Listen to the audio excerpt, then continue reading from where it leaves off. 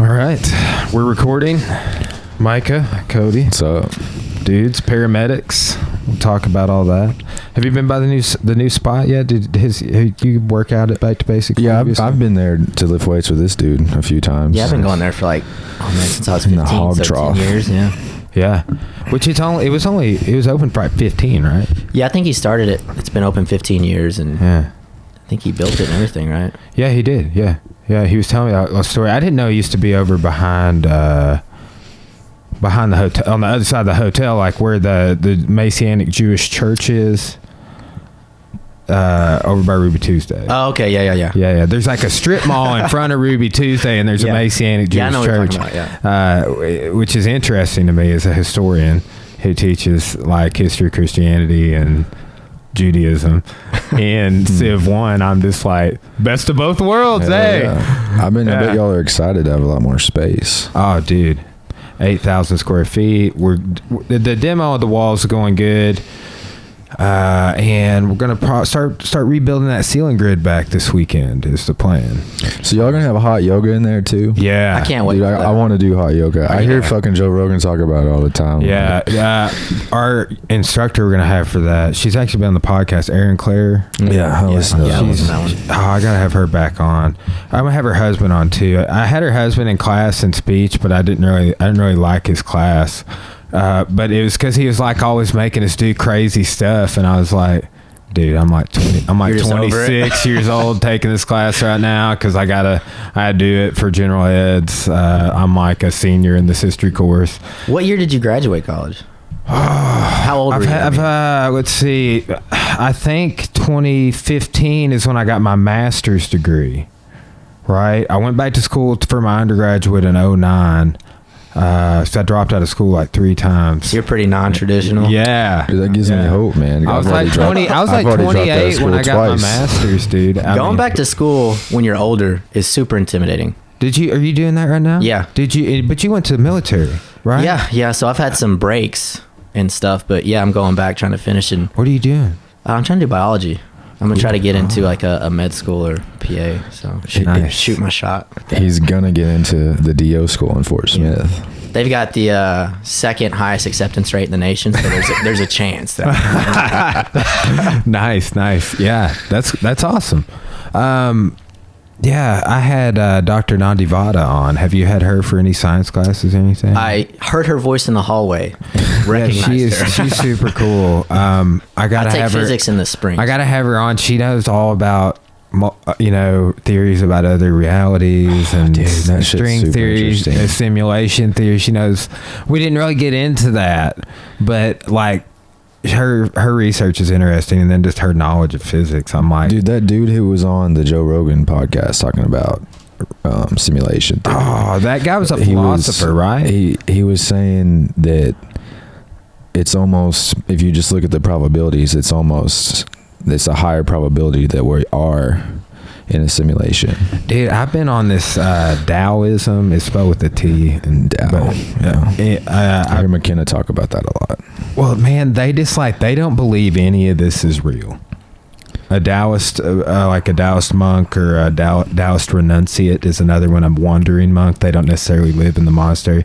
They're like, none of this is real. Like this realm, like this 3-dimensional reality. Like everything we're experiencing, they're like, this is all an illusion, and we're just are a vessel preparing for what comes next. And it's some of the wildest philosophy I have ever. Yeah, I'm gonna have to look into that. We've been talking a lot about fourth dimensions and. So they think that we're like a spirit in a meat vessel or something? In a sense, yes. And they think that they believe in reincarnation. So they think that like basically there's this one story where this Taoist monk got reverted back to being a toad for like 1,000 years.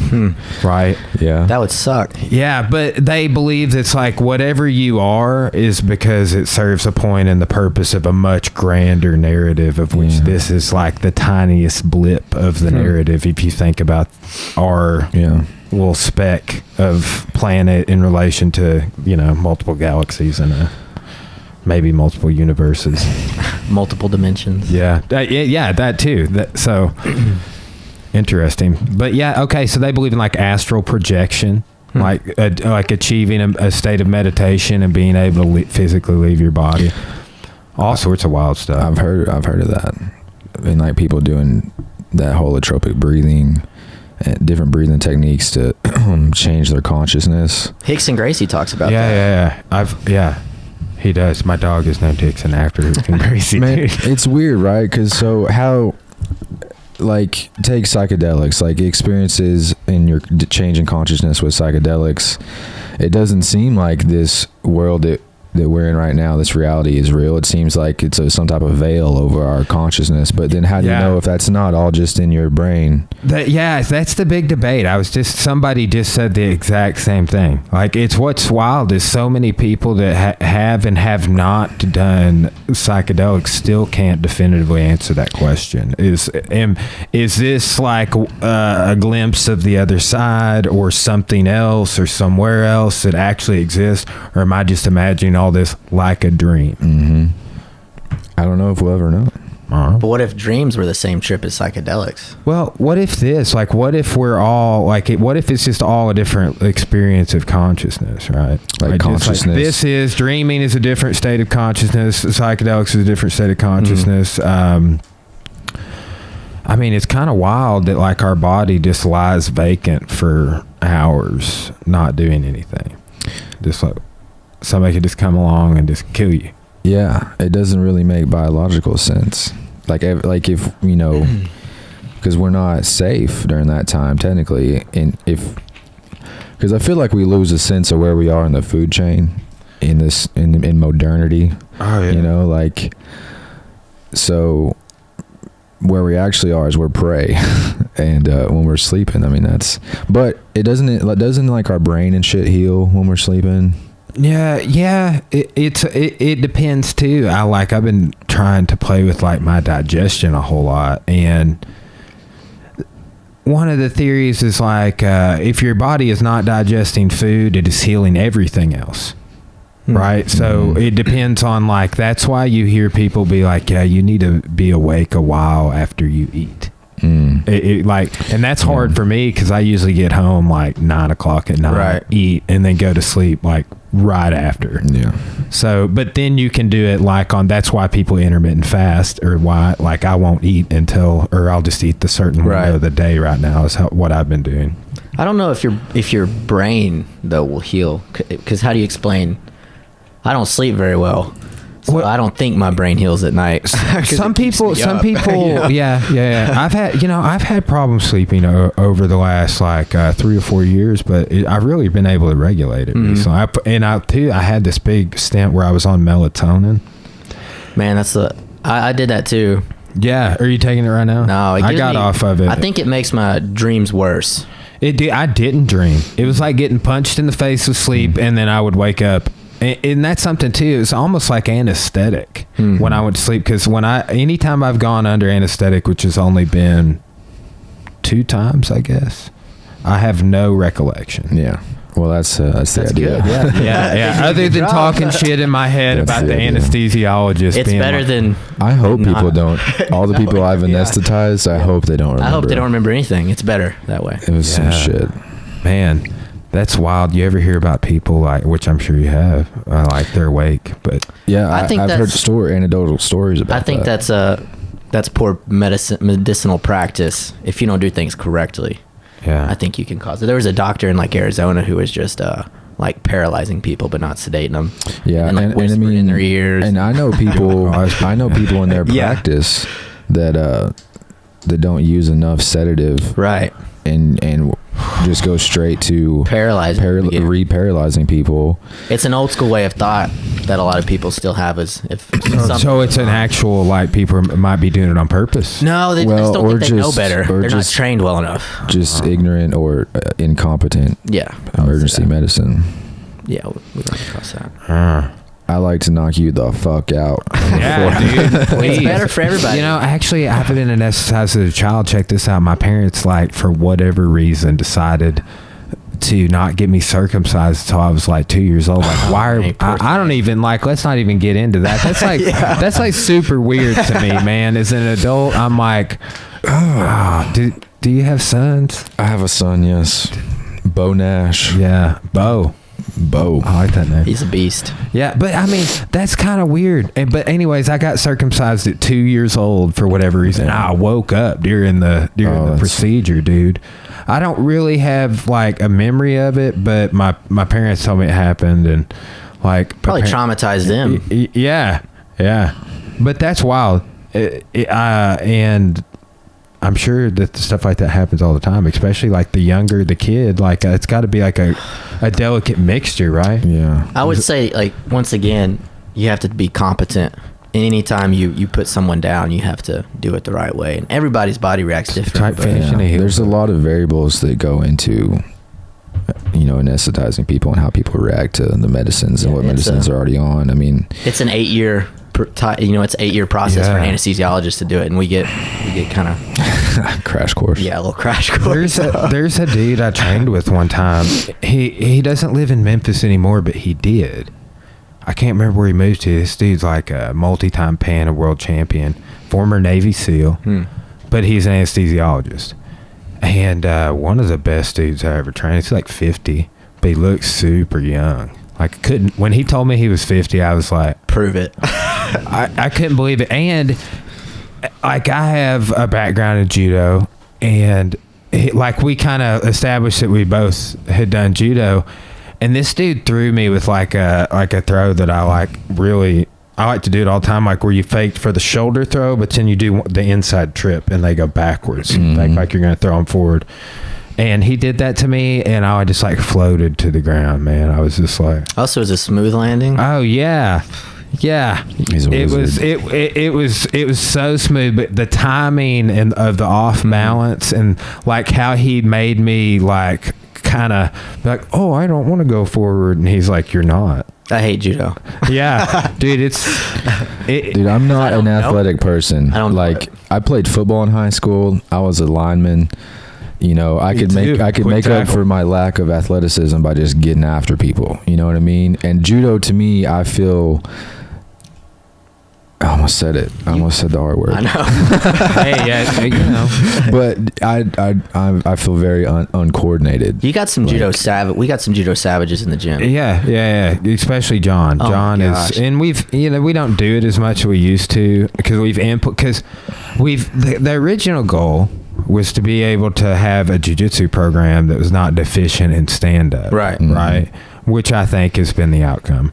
Yeah. But two, that just gave, like, there's enough people there that now have done judo, have a background in judo, that it's just a part of the culture of what we do. It's like leg locks and everything else. But no. Rolling with him, gi versus no gi, complete difference. John? Yeah. It's crazy. Yeah. I was like, man, why are you taking it easy on me? He's like, I just have a different mindset when I put that gi on. Yeah. Yeah. Like, much slower. Yeah. The beast comes out. Well, too, it's like, it's wild. The gi game is slower and more methodical, but you can, like, there's so much more on the stand-up spectrum, the ability to kind of jerk people around and jerk them off balance. I mean, by no means am I competent at anything jiu-jitsu related, but he's got it figured out. He was throwing me like, and then it was ego. He's like, nobody ever wants to stand. I'm glad you are. And I was like, oh, I'm not everybody. I'll stand. Yeah. That's how you get better, man. 3 rounds later, I'm like walking off flipping. That's how you get better, unfortunately. Like, I like when I give like the sparring talk in boxing or kickboxing, I'm just like, yeah, so the cost of getting better is potential brain damage. Every time you mess up, you get hit in the brain. Mm-hmm. It's kind of a trap, man. Yeah. So, so you guys are off work today? Yeah. You off work tomorrow? You work tomorrow? What do you? We go back in Friday, Saturday, and Sunday. Yep. Blue shift. And those are like 24-hour shifts. So you. Yeah. So are you ever like? Is there ever like? Let's say so that's 72 hours you're going to be on the job. So you're paramedics, right? Is there ever a stint where you're just like, it's just a fuck show? You're just slammed. Man, that's how our last shift was. Yeah. It was like probably 23 hours of just getting it. Yeah. And is it always just like trauma that you deal with? It's just it. So we work for a private ambulance service in Clarksville. Our ideas do not reflect our place of employment. My expressed thoughts and opinions do not represent those of my employer. Okay, so we work for a private ambulance service in Clarksville that mostly does transfers. So we do a lot of what's called interfacility transfers from little hospitals to bigger hospitals, and we do backup 911s for Johnson County Ambulance. Where are some hospitals you had to take people to? Oh man, everywhere. JRMC. We do to all the Little transfers Rock, out of Johnson Regional, just about. But like, where are you going to? UAMS, Baptist, SVI, Fort Smith, Baptist Fort Smith, Mercy. Psych patients we take everywhere in the state. I ended up in Tulsa shift before last. Wow. At St. Out of state Francis. too, huh? Jonesboro. Jonesboro's a ways off. Yeah, it sucks. Yeah, what is that, like 3 hours almost? It's long. Yeah. Usually that's for just like psychiatric patients because there's so many they can't find a room. Do they have to go to an institution? Or? Yeah, they just and there's so many. A lot of psych transfers, man. It's nuts. Is that like mental illness, meth? Like, so anytime that's anytime, most of it ends up being, even if you say that you want to kill yourself, I mean, to one of us or a nurse or a doctor, they deem that they have to take you into, if they think that you actually want to harm yourself, they have to put you on some type of 72-hour hold. You don't have to get medical help. You can go into protective custody with law enforcement for 72 hours. That's what they call involuntary commitment. Yeah. I mean, I could just be drunk, right? And Cody's there, and I'm like, I'm gonna kill myself. I could just be drunk. He's like, all right, 72-hour hold. Yeah. Well, see, as you guys have to do like mandatory reporting. Do you have to do that for your job? Yeah. So if I have to go through that. As if we see professor. something or somebody tells, we have to let it be known. Yeah. So if they get deemed that they're a danger to themselves or others, then they're on a 72-hour hold. So then they start calling around and getting acceptance to different psych facilities in the state. And sometimes they've taken pills and you have to medically clear them first. Like, sometimes they've cut their wrist and maybe they need some type of surgery, or sometimes it's just psych. Do you ever see, is there an age demographic you could target these issues? No, I mean, you see a certain type of here age lately, more? man, it's been young kid. Like, I had a 7-year-old the other day, 7 years old? It's getting crazy. Wasn't he 9? I had Or a was he 7 and a 9, yeah. I had to pick one up from school. Was it me and you with that 9-year-old that set his cat on fire and tried to stab his parents? No, I have 2 cats. Yeah, I have 3 cats. But there is no age demographic. I mean, it targets everyone. Dude, have you seen Don't Fuck with Cats? No. Oh, God. Somebody told me about it on the podcast, and I was like, You have to. Dude, don't fuck with cats, Don't. man. Rule 0. Do not fuck with cats. so they end up like killing the bad guy in the end, right? Just watch it. Yeah, you just gotta watch it now. Can't spoil it. But yeah, man, it seems to affect everyone because old people, I mean, every age. And I would say most, so if we're looking at socioeconomic brackets, I would say most of them seem to be from a lower socioeconomic bracket, but not all the time. I've taken several people from very prominent people. Yeah. Here's a chicken and the egg one for me. Like, which one comes first is like, okay, you take somebody that they have a mental illness, right? Or they're struggling. They're at the level of like where you guys are talking about, you got to take them somewhere, right? And I think like every family probably has somebody in their family that's like often probably dubbed the black sheep of the family. Yeah, that crazy aunt. Yeah, or that druggie. Or whatever, Yeah. But that's the chicken and the egg part actually is, are these people doing drugs to medicate a mental illness, or are they mentally ill because they're doing drugs? I think it's both. I think it's on a spectrum, right? It just depends on the person. Because a lot of times it could be self-medicating, but the medication potentiates the mental illness at the same time because it's not the right medication. Same with like, I think also, we talk about psychedelics. If you are predisposed to have some sort, some people say, oh, you take acid, you could become schizo. I think those people are already predisposed. Sid Barrett from Pink Floyd. We did a podcast about him the other day and are going to be like doing podcasts on the first 2 Pink Floyd albums. And that dude he lost it, and they thought it was because he did too much acid, but he probably had something else going on. And people even remarked on that.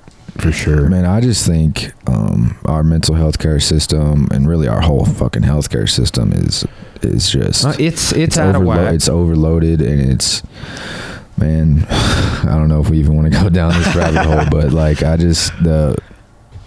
we just shove pills at people, and then that also potentiates drug use. Most of these people, they don't go to get meth. They got prescribed some sort of opiate, and then they ran out of their prescription, and then they go to heroin. You know, like they have to get that need filled. Man, opiates are wild, dude. That's my favorite Tool song, by the way. That's nothing to do with what we're talking about. But I listened to it while I was sitting in the coffee shop earlier. But yeah, opiates. I've seen people that have battled those like firsthand, and what's so wild is how they would just be like, just nodding. Yeah. Well, yeah, you're from Johnson County. I mean, we see that. Man, one of my best friends. I bet. In high school and in the beginning of college, got real strung out on opiates. And man, I'd go over to his house after class, and he'd already have snorted like 80 milligrams of Oxycontin, man, dude. Like, just he was probably up to like 300 or 400 or 500 milligrams of Oxy a day. You ever seen? You guys ever like watch ESPN 30 for 30? Yeah. Which, man, they got some good ones. But they did one on Chris Herron. He played for like the Boston Celtics. I don't know, some other teams, but he, like, his story of how he struggled with all of that, like, educated me to a level that I had empathy for people that struggled with it. Right, because at the time that I was seeing it go on, like, I just did not get the complexities of the issue at all, of the withdrawal, of the addictive the physical addiction and the physical dependence. At a certain point, you're just snorting not to get sick. Yeah, and people are like, "Oh, just stop," but it's like they can't really. Man, withdrawals are horrible. I once saw somebody start to withdraw, and I didn't get what was happening until much later.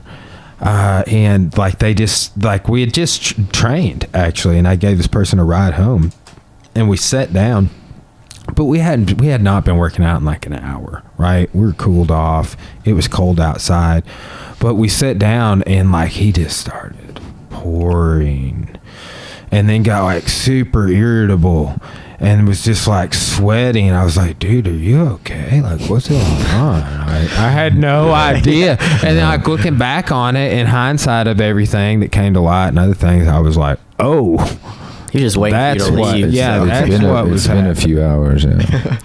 Yeah, wild, man. But he's doing good now.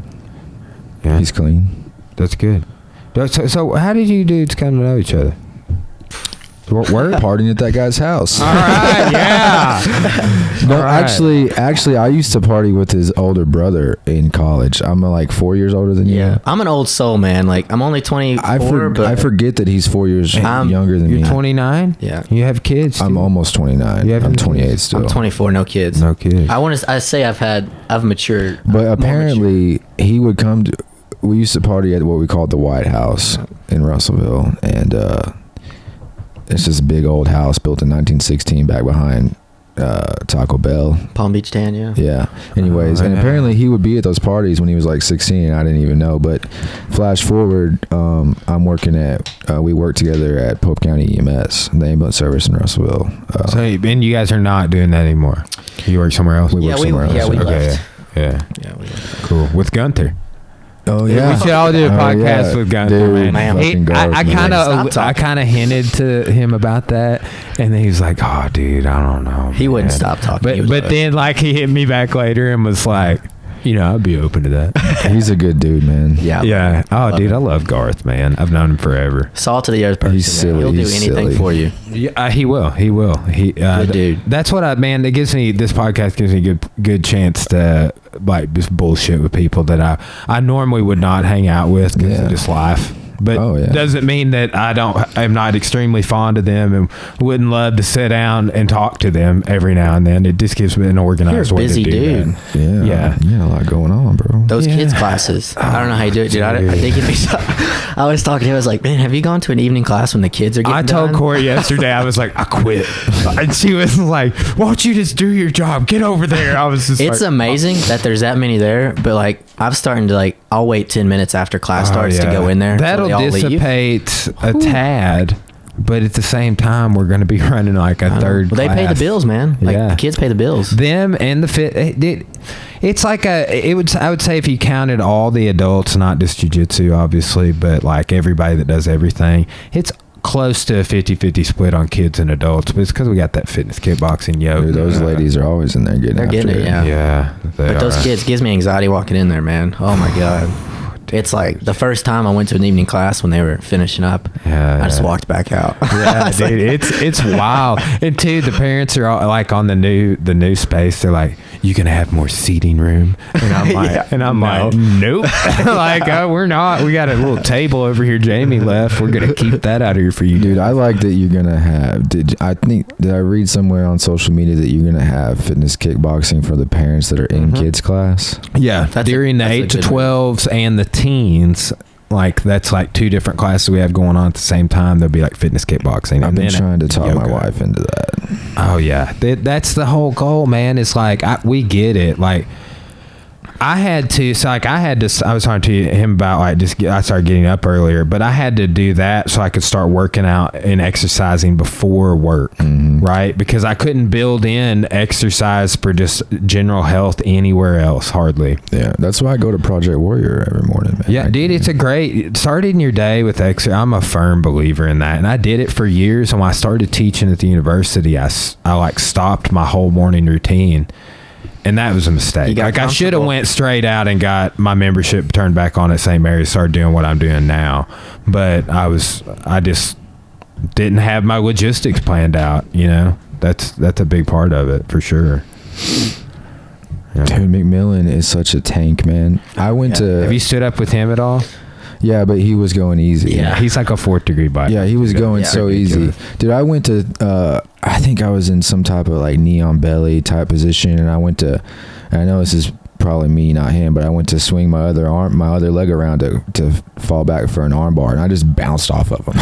Dude, he's like a ball. I bounced off of him, and I was like, well, that didn't work. And dude, like he has a unique, because of the judo people get good at some real specific things on the ground. He does ground judo. Yes, and not just on top, like his bottom game, how he like maneuvers out of like side pins, Kessa, and all sorts of stuff like that. He just loves it too. Yeah. See, and that's a good thing for him, man.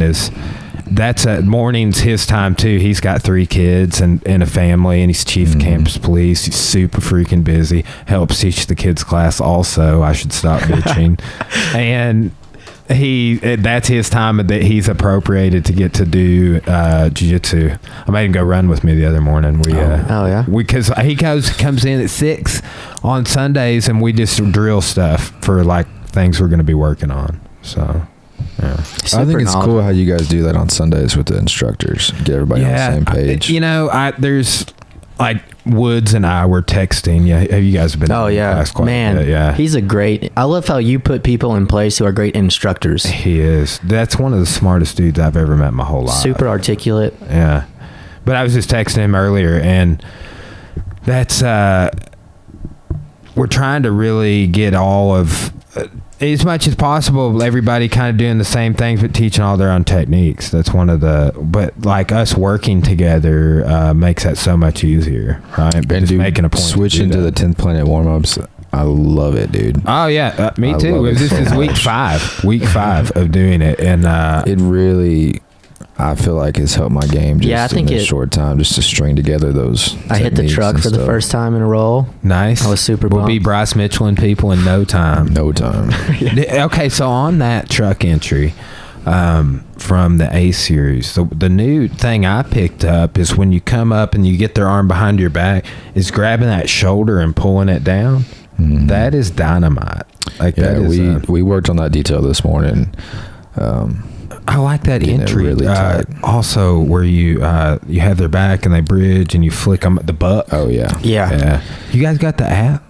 No, I haven't got the app yet. Dude, the app is sick. I'm gonna show you real quick. 10th Planet app? Yeah, dude. McMillan told me about it. And I've tried to tell everybody about it. He told me about it, and I was it's right there, because when they press back into you, you just kick that other leg over. Yeah, I need all of them. I've been on me and Cody's text messages, just YouTube links. This is one we're gonna do. Are you guys coming to class tonight or tomorrow night? Man, I gotta take another 4. I just got a half sleeve done, so I gotta take some time off the mat. Marcella, thing you do.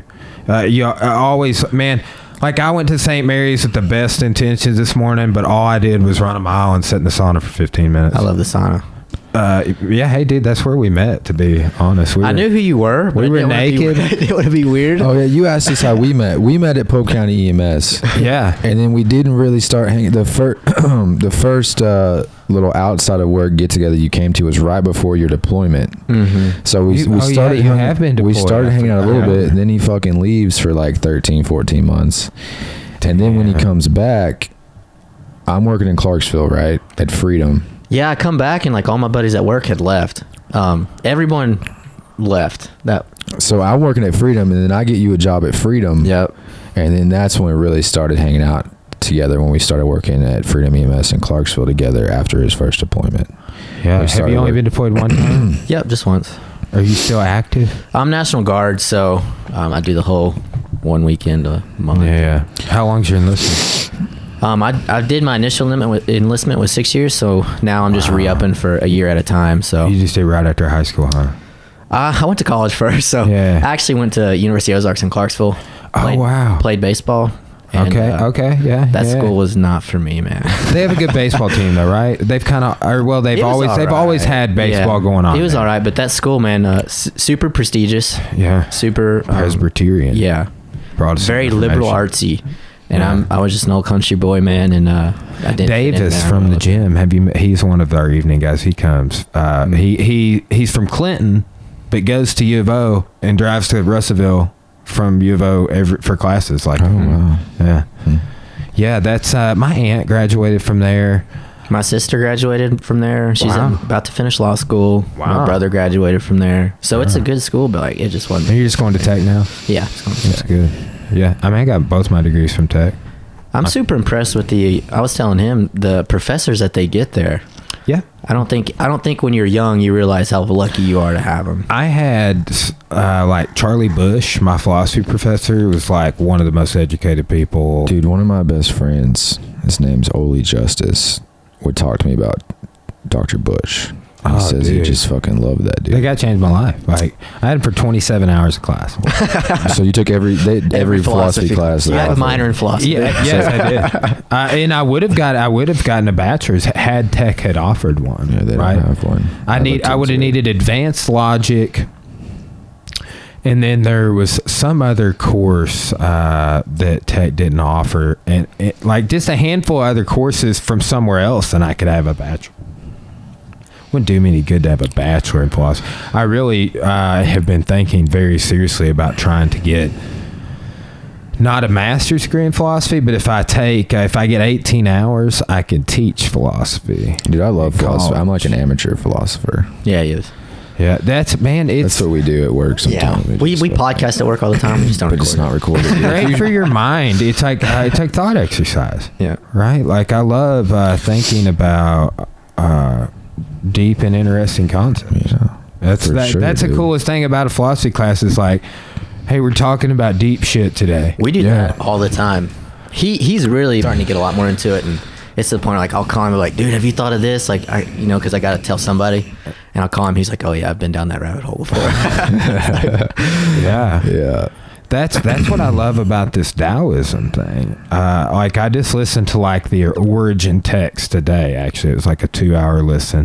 The Tao Te Ching. It's from Lao Tzu, and it was like ancient. It's like an ancient text, but the audiobook is an easy listen. But it's like pretty much just like a collection of proverbs. Yeah, right. Terrence McKenna, you ever listen to him? Not a whole lot, but I've listened to some of his lectures. And his brother Dennis has been on Joe Rogan. I've listened to him. I've listened to. So there's hundreds of videos of him on YouTube. They're kind of all broken up, but if you can narrow it down, it's actually only a handful of lectures that he gave that's recorded, and I've listened to all of them. That's on there, but he talks about that a lot. That what the name of that Taoist book? Tao Te Ching. Yeah, and he's got some interesting theories. Have you heard of his stoned ape theory? Oh yeah. But it's interesting. Yeah, it's interesting. But I think he was that, and then he's got that time wave theory about like novelty and So he thought the world was going to end at the end of the Mayan calendar. Mm-hmm. But it was like this, and I'm not going to do it justice, but it was like this whole deal of novelty increasing over time. And I don't know, he related it to that book somehow with those. Is there something geometric about in that book? Okay, well, the Taoists like are sacred into geometry, something called geomancy, to where like everything they construct their lives around has a geometric idea to it. So they're big into like the what is the star that Tool uses? Is it a hexagram? It's not the demon. The pentagram. I think it's a hexagram. It's a hexagram. They're into that, and then there's all of these different geometric diagrams they have. Yes, but I have a very elementary understanding of that at this point. I've done 3 books on Taoism so far, and one of them I re-listened to, and it was a book I'd even read years ago, but I was joking. Jeff Woods it's like planted the seed, and I went back to it, and it blew my mind. I'll immediately re-listen to it, but I had read it as an undergraduate, but like it was like a Tool album, man. I just didn't get it back then. Yeah. But now I kind of do, and it blows my mind. Yeah. Yeah. Yeah. Well, so how long you guys been in the business of paramedic? Emergency medicine business? Yeah. I got my EMT in 2011. I started working full-time on the ambulance in like 2012, I think. Nice. Yeah. Almost a decade. Yeah. I've seen some crazy stuff. And I've been a paramedic since 2014. Yeah. What about you, Micah? I got my EMT in 14 and started working in 14, and then I got my paramedic almost 2 years Would ago. you do something like medic related? And So I joined the National Guard. Like I said, I played college baseball, and I was just lost and was just making poor decisions in life. And so been there. It's without the baseball. So I was like, I need to figure something out. So I was always thinking about joining the military. I was going to wait until I got through college. Mm-hmm. My grandpa served, and he was very adamant about doing something that related to the civilian world. So went in as a medic. Did that whole process, came back to my unit, and they're like, hey man, in 6 months we're going to deploy. So I was like, cool. Yeah. So how long were you say like 14 months? Would you go to Afghanistan or? I went to kind of bounced around Kuwait, Iraq, some other little places over there. Mesopotamia. Yeah, man. Right. And that was cool because I got to see where civilization started. Like I was looking at it from, a lot of people don't even realize like the ground we were walking on. I was like, do you guys realize the stuff that's happened here? Or started this time around. Yeah, I was joking with my students, like one of the first lectures I gave, because they don't teach world civ, they teach Western civ at Morrilton, and I was just like joking around. I was just like, it's our culture and traditions here in the West. It's all the things that we here in the United States and the people and lands of Western Europe. It's where we, it's our cultural homeland. And they're like, where is it at? I was like, Iraq. Yeah. The Middle East. Yep. I also joke with them too, like geographically, they don't understand that that's on the Asian continent. So but we deal with that so much, and I'm just like, I say Asian Jesus all the time. Did you go to Or that Egypt's in Africa? Yeah, northern Afghanistan. That's another thing too. Yeah, people don't get that. Northern Afghanistan, people look Chinese. Yeah, Super Chinese. Yeah, I could see that. I was noticing how Afghanistan's proximity to some other things on the map the other day that I had not connected. I could definitely see that. Geography is fascinating.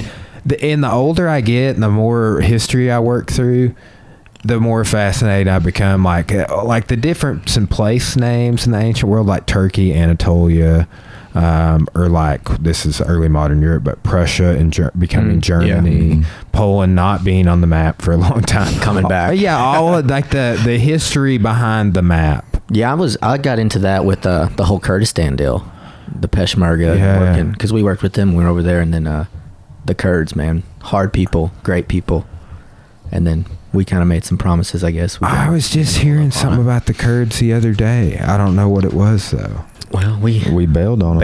Yeah, left them alone.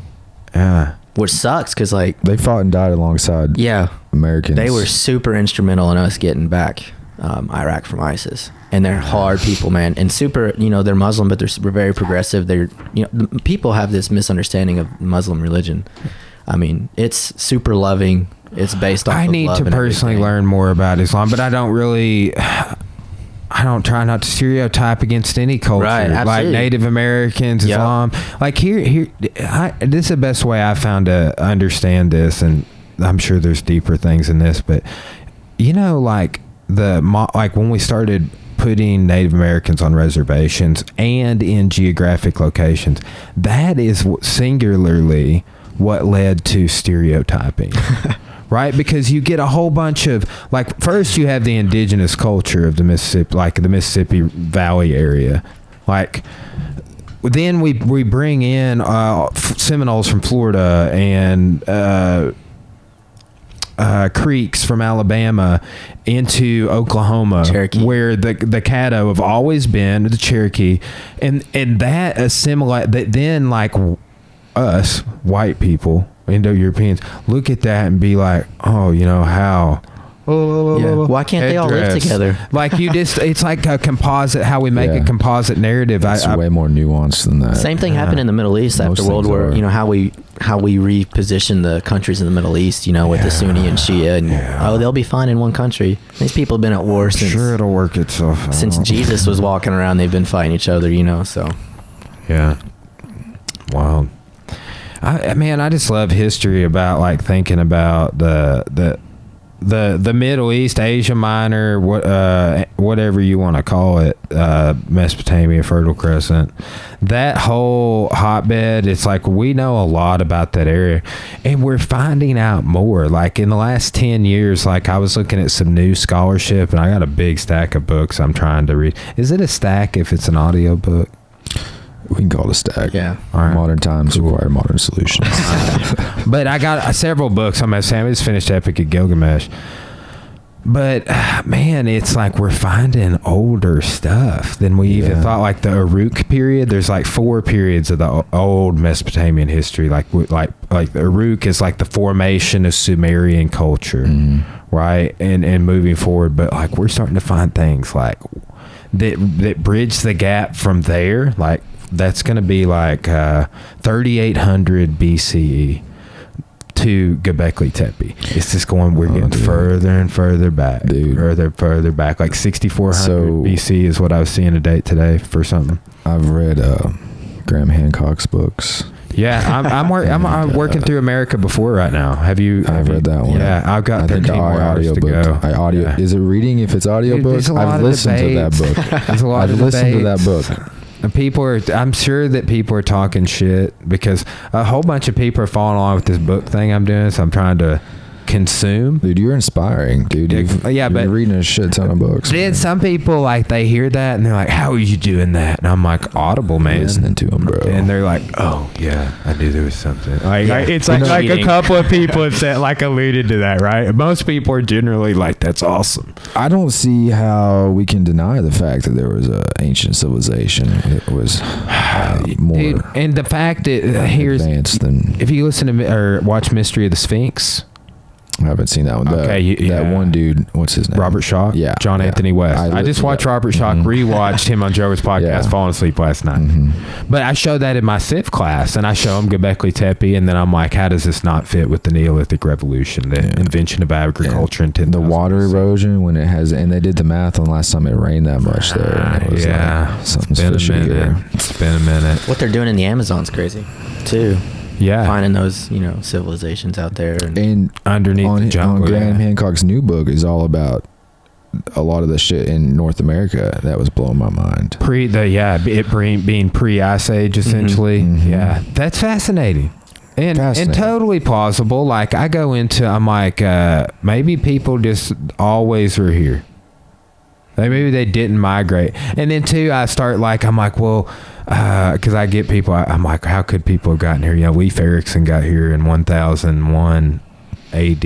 Like, so, yeah, people could have sailed here. I was like, yeah, but people could have sailed there too. Right? I mean, like, why would we assume it to be just one way? And that's how, like, what I like about Graham Hancock is he's very, like, well, this could have happened because this happened here, here, here, and here, and this is accepted. But really, a lot of the controversy for me is, like, Egyptology is the one holding back the dating of the Sphinx argument, right? Yeah. That's only been a science since 1882. I'm about to lecture on the formation of Egyptology because we wouldn't have a timeline if it weren't for Egyptology. But and then Randall Carlson, that guy that was on there with them, you gotta have he's all into that fucking sacred geometry and stuff. Man, I think he thinks that there's something you can do with fucking shapes and sound and stuff that can fucking alter your consciousness and move objects. That's one of the theories of the insides of the pyramids. Yeah. Right. Have you ever seen the Pyramid Code? No. It was on Netflix. It's a documentary, isn't it? It's like several episodes, but Graham's in it. Yeah, and the redheaded lady, she's in a lot of the Egypt, like the sort of not mainstream Egypt stuff. But man, I love ancient Egypt. It's mind blowing. Really is.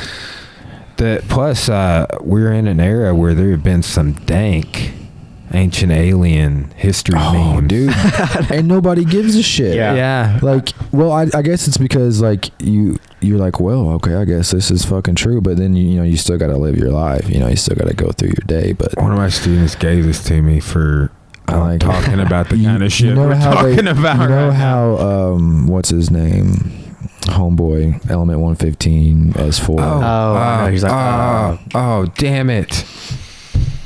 Anyways, Bob Lazar. You know how he was saying, and those briefings he was reading, they could be bullshit just to see who's leaking information or whatever, but how in one of them it was like one of these craft was found in an archaeological site. I know, yeah. And then I was like, what if it's connected to Graham Hancock and everything he's doing? And that was they had these type of crafts in that civilization, whatever that fucking was. I was like, oh shit. What do you think about Graham talks about this, but the sacrifice of the 84,000. Oh yes, that's insane. 4 days or whatever with the obsidian knives. That's fucking crazy. Yeah, I mean, it's hard to wrap your mind around. And that's just right before. That's every citizen that lives in this county plus like 20,000. Like, it's wild. Like the stats on how fast they would have had to kill them, they just like cut their hearts out. Obsidian blades apparently like blade of choice for anybody that knows anything about cutting at a very high level. Like apparently most surgeons like at the top prefer that to a scalpel. I don't know if that's true. I've never seen it, but I don't know. It's a green volcanic glass. Yeah, I'd be worried about it chipping. Yeah. But I mean, the blades that we use nowadays with obsidian, I don't think were, I don't know. Dude, you guys ever heard of lapis lazuli? No. Yes. Isn't that a cool word? I heard that in Epic of Gilgamesh, and it sounded familiar to me. I've heard it. It's not like a surgical cutting knife or anything, but it's a geology deal, right? Yeah, it's a gemstone. Yeah, I took geology thinking it was gonna be rocks for jocks, and it wasn't. Yeah, was it hard? Oh man, that's pretty. It's interesting, right? And the name, super cool, right? Also, like all these jewels mentioned in the ancient world, I had jasper. Yeah, I had no idea what any of that was. Like, look at that. That's some cool shit right there. Lapis lazuli. I'm gonna name my first kid that. Good luck. I like Core is like the hell. She has the top 3 full names picked out for either gender of the possible child. It's gonna be interesting. We had ours picked out not before the pregnancy, but. I know, right? It wasn't that hard. Let's just wait till I knock you up, and then we can really start putting some brain power into this. But maybe that's not. I should listen to a book about it. I was really thinking that. I was 20 years old. Ooh, I turned 21 a couple months before my daughter was born. Actually, yeah, that's a young start.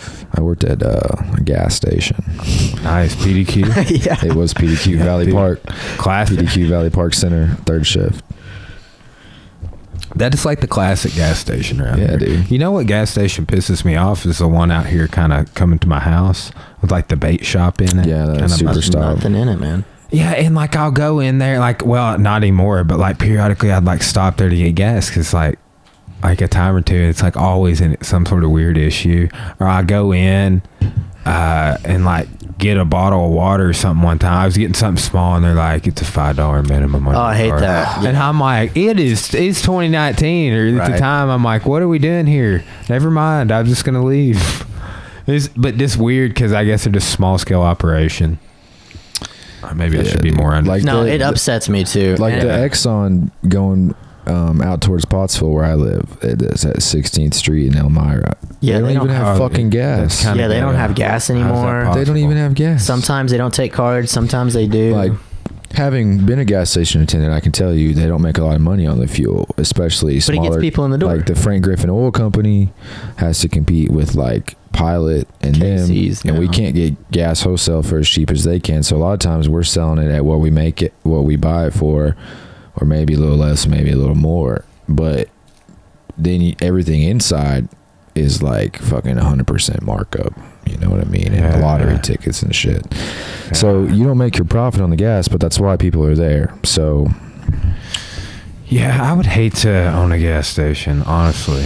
I couldn't see that being something I'd be into. Hard business. Yeah.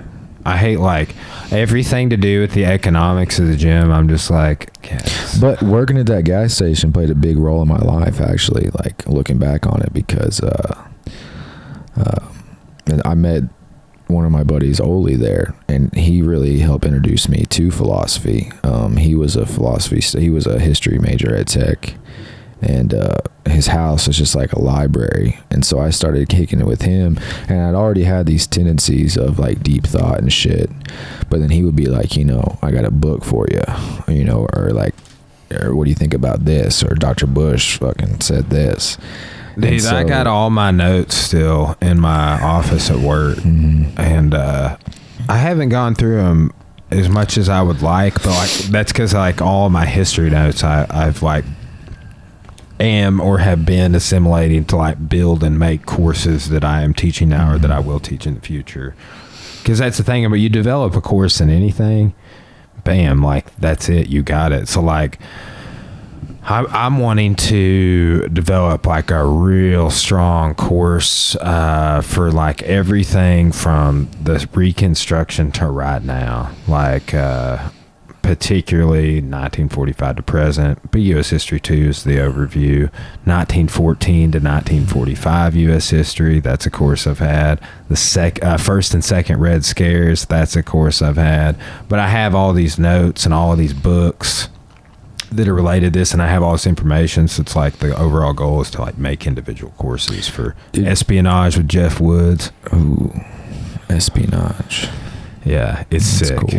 I've heard you talk about Dr. Dykman. I've had him for. Oh yeah, he's Dr. Great. Dykman. Do you ever study any fucking Dostoevsky or Tolstoy? Oh my god. No, honestly, not only in passing of hearing other people talk. Like I don't know where they fit in university, because I guess you could talk about them in literature. World lit, but they're really philosophers. I think. Yeah, he got me into them, and it's crazy. Like you just read it for literature. I read it in high school for literature. I had no idea that he was paralleling his life to his work. Well, like in the Brothers Karamazov, like it's to me it's fucking brilliant. Like it's like a work of fiction, and he takes these characters, and each character has like its own thesis. Like Ivan Karamazov is like the intellectual of the time, like the atheist of the time, and he makes these arguments against Christianity that are super fucking strong.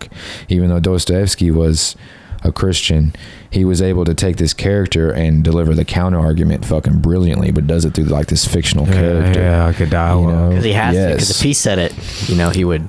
He ended up getting sent to Siberia anyway. Yeah. He wrote Crime and Punishment, right? Crime and Punishment. Crazy one too. Yeah. That one's nuts. My friend Nick, he read that when we were in college, but man, I want to put that on. It's like way back. It's not going to be in my my top 100 books, but I will get to it. Right? Who talks about him a lot is Jordan Peterson. Yes. Yep. Yes. You read Jordan Peterson's book? No. books? I've listened to 20 hours all of his lecture on all of his YouTube stuff. Yeah, it's about the same. Honestly, I love his. Having done both. I love his psychological interpretation of the books of the Bible. Have you ever listened to that lecture? Those lectures? They're like 20. That's what he just got me listening to. There's like 25 hours worth of lectures. But I mean, I don't know 100%. Like if I've heard him lecture on it, like not from his classroom lectures on that topic. I mean, he talks about Christianity a lot. Yeah, and he talks about it a lot in his book. Like it's a common thread for sure. But yeah. Yeah, you guys, what do you think? You like Michael Shermer? Yeah, he's the skeptic. The guy that runs Skeptic magazine. Yeah. Right. I don't really listen to much of his content. I have. I kind of like follow what he's talking shit about or something. Yeah. Honestly, since I've only probably watched him on Joe one time since Graham and Randall kind of assassinated him on the pod. Did you guys see that one? Yeah. Yeah, it's great. But, skeptics, man, that's a great point of view, like what you're saying. It's like introduce the skepticism, but don't make it be... Don't force it on me. Yeah, and don't make it be the... I think if we... That is to me, that's the opposite of open-mindedness, right? Like if you're a skeptic, like you automatically are like, nope. But yeah, I like to okay, I can think critically and arrive at a yes/no answer, a true false. I like to entertain fucking everything, and from as many different viewpoints as I possibly can. But I don't know if I'm a skeptic or not. The way I think about skepticism is just like it needs to be thought about and entertained and evaluated from as many different viewpoints as I can before I'm like, oh, I believe this. You know what I mean? Yeah. And in that sense, maybe I'm skeptical about a lot of things, but yeah, you definitely. I mean, some people just won't have it though. Like you try to tell them another point, and they're like, "That's the thing." Well, at a certain point, you get to like or the cave. Cognitive dissonance or whatever. Is that the right term? Where it's like certain things challenge their core beliefs, and they don't believe, and they just fucking religion's a big one for people. Yeah. They're like, I'm just not gonna have it. Well, yeah, that's the whole allegory of the cave Indian is like, not only have you seen a better way and chose to not take it, you are hostile about the idea of changing to the better way, right? What do you think about that? So like, I was thinking about this, like Plato talks about that, like things being like I see this like an apple or whatever, but it's really just like a shadow, and like there's the true form of apple. Yeah. The ideal forms, as opposed to like Aristotle being like more the materialist type of viewpoint. Like, what do you think about that? Which way do you lean? On some things, here's the direction I go, and this is a much larger stab at this. Okay, so I would have to go back and refresh myself on when and where Plato is talking about the ideal forms to see if I could put it into context of this idea. But basically a lot of things Plato says and writes about are actually satire. Like Plato's Republic is thought to be a satire on the Peloponnesian War.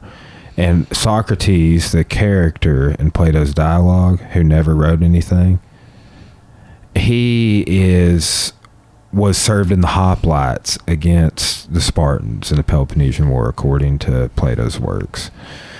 But I've come down on the side of the debate that Socrates probably did not exist and was a mouthpiece for some of Plato's satirical ideas. That he couldn't voice himself.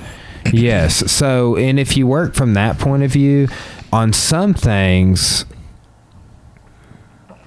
Plato and Aristotle could have agreed, where many people say they disagree, like when it comes down to realism and idealism, right? Because Plato's people say that Aristotle's realism is a refutation of Plato's idealism in a few key ways, right? But what if Plato's idealism was a satirical spin on how Sparta was operating their system. It's fucking tricky. It is. It is, but we'll never know. if you take into account that the Socrates thing, that's a widely talked about thing in the philosophical community, is that Socrates might not have existed. He's only a character in some books. And here's another thing too. I joke about this in all my classes. Aristotle, we don't have any of his original shit. None of it. Now, alongside the Bible, some of Plato's works got published first when the printing press was created. But here's what we have for Aristotle. So they each had a philosophy school, the Academy and the Lyceum. Aristotle's was called the Lyceum. And we have Aristotle's students, some of them from the Lyceum's lecture notes of Aristotle's lectures. Like, so when I die in 40 years and you're still here, I want you to hit up such and such so-and-so from Western Civ 1. Get my notes and print them. Okay? But like, I mean, really, that's how I started it. Like, once I found that out about Aristotle's writings about like Nicomachean ethics and all that, I was like, how can we even really call it Aristotle? Yeah, that's one person's interpretation. That's crazy. Yeah, but I mean, how can, like, I see people quoting Socrates all the time, and I'm like, you're quoting Plato. No, it's Socrates. Yeah, I know, right? and then, because I'm like, Socrates never wrote anything, therefore, how could he have said that? Wild. Huh. So yeah, it is. I mean, just that's the logic of the whole scenario, but. Fascinating, because I think like it would make a lot of times you see the master student diverge and go different directions, or like the student will come up with a counter belief, right? But think of that as like, honestly, like in Taoism, that's yin and yang, right? It's like, well, both of them together, more complete picture, right? So some Aristotle's realism may have been taught to him by Plato. Yeah, that's all I know. Well, what about, okay, so let me form it this way. Like, so say like this chair in the room. Does that chair exist in the room without any perceiver to perceive it? Or does it have to have a perceiver for it to exist? And that's like the true idealism versus materialism philosophical argument. If we leave this is what Bush always used to say, if we leave the bathtub running and we go in the other room, and we go back and check on it and it's full, how do we know it was filling up when we weren't in there? Right? And so like, it's just a weird, it's a heady thought exercise. Fucking, I can't say his name, starts with an H, Hercules maybe. You can't step foot in the same river twice. Is that? I'm not sure. Okay, so this might be bullshit, but I think there's some pre-Socratic philosopher that said you can't step foot in the same river twice. But if you think about it, can you even step foot in the same river once if change is constantly changing? Constant? Yeah, for sure. I've said this on the podcast once. This is along the same line of perception, but Cora is who brought this to my attention. Actually, I didn't get it from like anywhere else or think of it myself, but she's like, there's many Micahs over here as people that he's met. Oh. Because you and I even don't perceive him at this moment in the same way. Yeah. Not even because of perspective or anything, just overall. Like how, and that's why like in Taoism, they're like, this is all fake for these types of reasons, because like Micah is only real because he thinks he is. We all think he's something different, right? So it's, man, I don't know, because like you can never get outside of your own perspective of things. So I don't know how, if there is such a thing as ultimate objective reality, I don't know how you would ever get close to being able to understand that, because you can only ever understand your little sliver of subjective reality. If you know, even if you get what I'm saying, like, this is what we talk about for 6 hours I don't, in the middle of the night. And I don't know, man. When, why? Dude, that is like I asked one of my classes the other day. I was like, "What's the one question that we gotta have answered?" And somebody said, "Why?" And I was like, "Yeah, yeah, fucking exactly. Why? Dude? What's the meaning? What are we doing here? Okay, what's the meaning of all this? Say when you die, that there is no life after death. That your physical body just decomposes and is recycled. Your fundamental elements are just recycled into the earth, and there's no life after death. Then what's the fucking point? Then everybody should just kill themselves. You know what I mean? Like, and I feel like there's something in us that like wants to create meaning. And I don't know if that's just like a practical thing through our evolution, like to create meaning, that it's just how we've evolved in our operating system with the world, that we give shit meaning to keep us motivated so that we can survive. We can eat and fuck and shit, you know what I mean? Replicate our DNA. But we seem to like try to put meaning on everything. So I don't know if there actually is a meaning, or if we just are trying to put meaning on things. Well, that's a big argument. It's that. I think that we're trying to assign meaning for sure. And what were you going to say? I mean, that's like the big argument. Is there life after death? I used to be like, okay, I'm pretty sure that there is no life after death, but I'm okay with it because I feel like it'll be the only time that I'll actually be giving back to the universe. Because like right now that I'm alive, I'm just consuming. And then when I die, I'll give my body back to the universe. And it's all of its fundamental elements will be able to break down and be recycled. But anymore, I don't fucking know, dude. There might be the more Jordan Pederson I listen to, and fucking, I'm like, what's that quote? A little philosophy makes everyone Voltaire. atheist.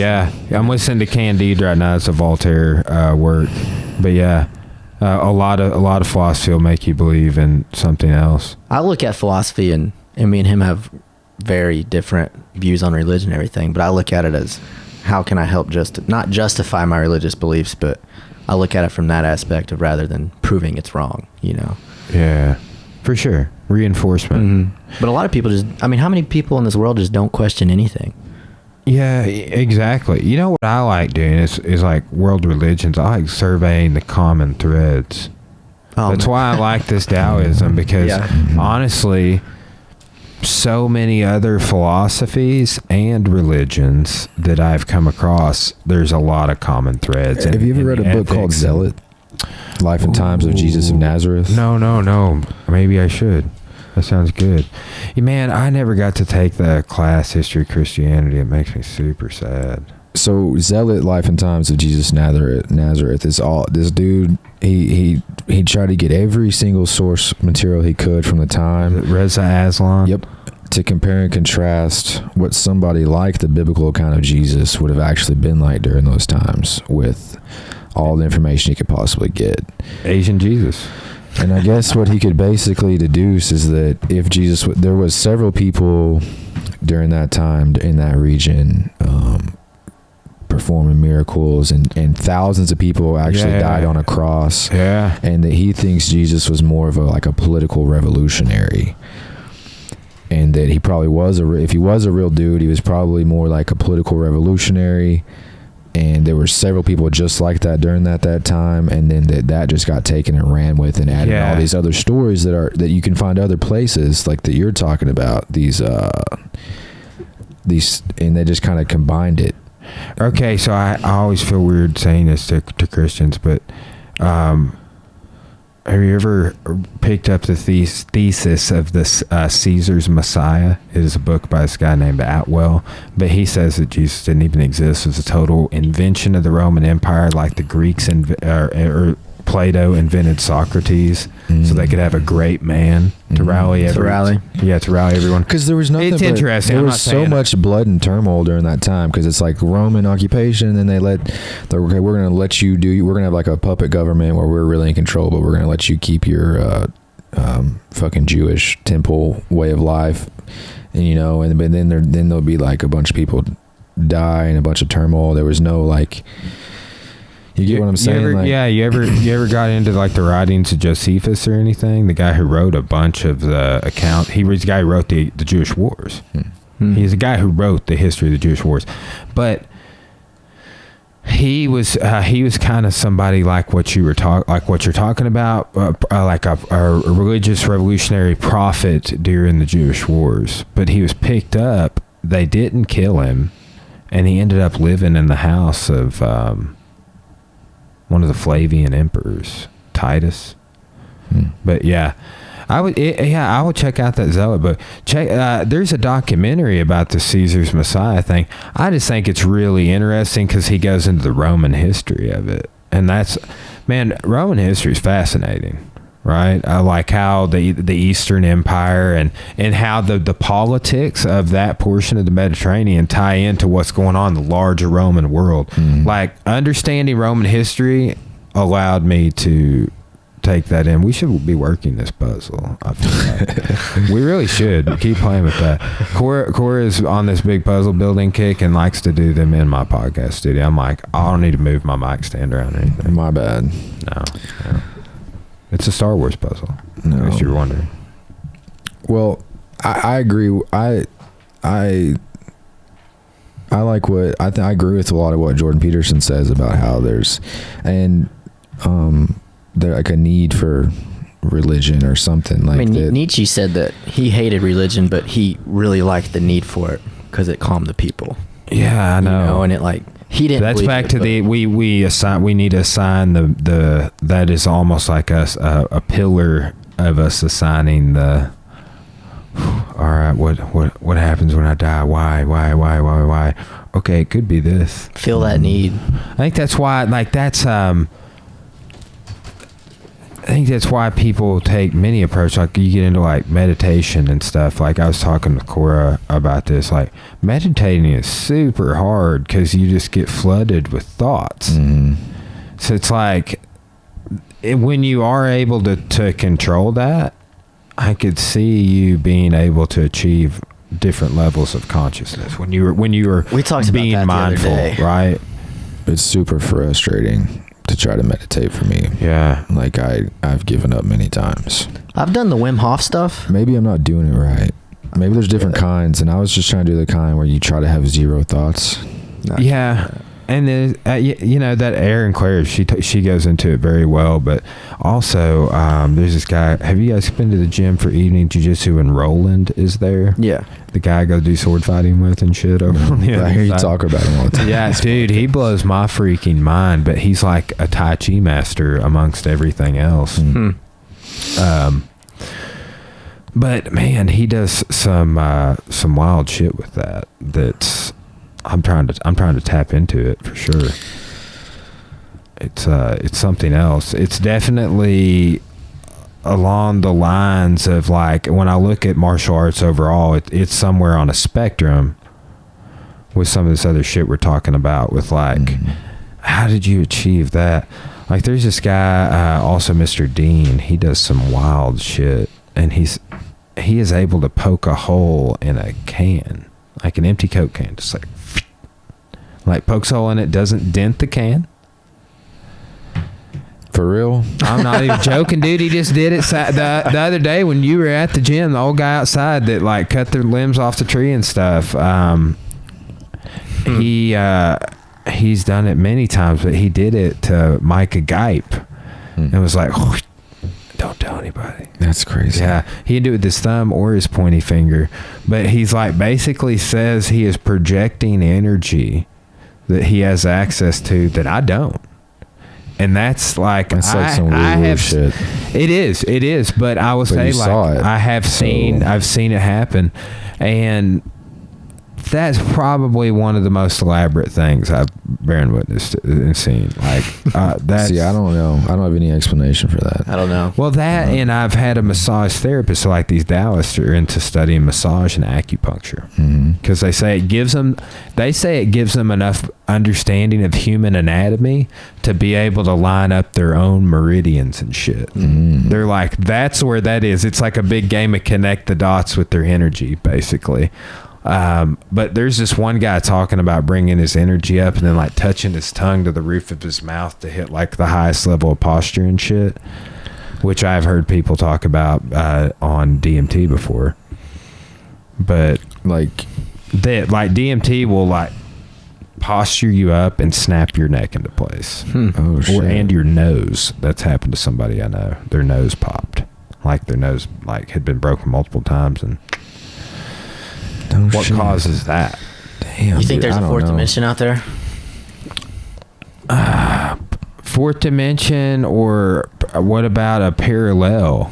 I don't know if it's like if it's layered or alongside, right? Like Schrodinger's cat, where you know that little, I don't know what you call it, but like Schrodinger's cat, where there's a cat in a box, and something about it. They map how long it takes to get out each time or something? No, it's rigged to some way to where either you open the box and the cat's either dead or alive, but like, I don't know. You're doing a great job. I'm not doing a great job, but it has to do with like, is it dead or alive? You've never heard of Schrodinger's cat? I don't know. It would be so much better. It would be so much better if you'd heard of that riddle, but I think there's got to be. It has to do with like, I was going to talk about this with like splitting realities. So like at a certain point in time, the cat is dead and alive. I guess somewhere it's talking like that sometimes, but like what if like reality splits in like all these different times in our life, and our self goes down this way and our self goes down this way, and it's just like this parallel reality. One of the things I've heard is that all the thoughts we get flooded with are things happening in parallel realities within that other version of yourself. Somebody's fucked in my head. Yeah. Oh yeah. Like where you're doing also, it's like your inner voice, like, right. You're conscious. Yeah. Like what is really going on with that, and the fact that we, like, you could say something like, man, I just don't want to have negative thoughts, and then something happens and you have negative thoughts. So like you're literally not in control of it. You know? I do think that you're not in control of what you think. What you think you're not in control of. You're in control of how you react to that thought.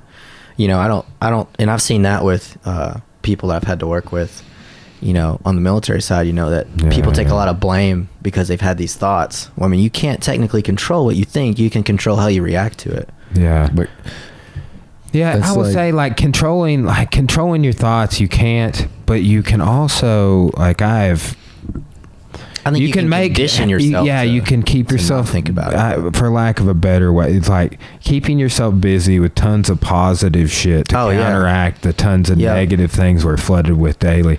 Dude, I can't like running at St. Mary's on the elliptical or on the treadmill or anything. It's just like, dude, I literally got mild anxiety from just the TVs the other week because all of the negative shit. Like, it was like right when we had popped Soleimani, and but it was like this plane crash. Hey, recruit, come to the guard. High school football game. Like, it was like the National High School Football Championships, and they had just popped Soleimani, and then there was like these recruiting videos. Impeachment trial over here. It was just like plane crash. All of this horrible shit. Yeah, they only talk about the negative shit on there. That's frustrating from being over there. Is like when I was there, I was in 16 and 17, and our big fight was winning back Mosul. It was like the last ISIS stronghold, right?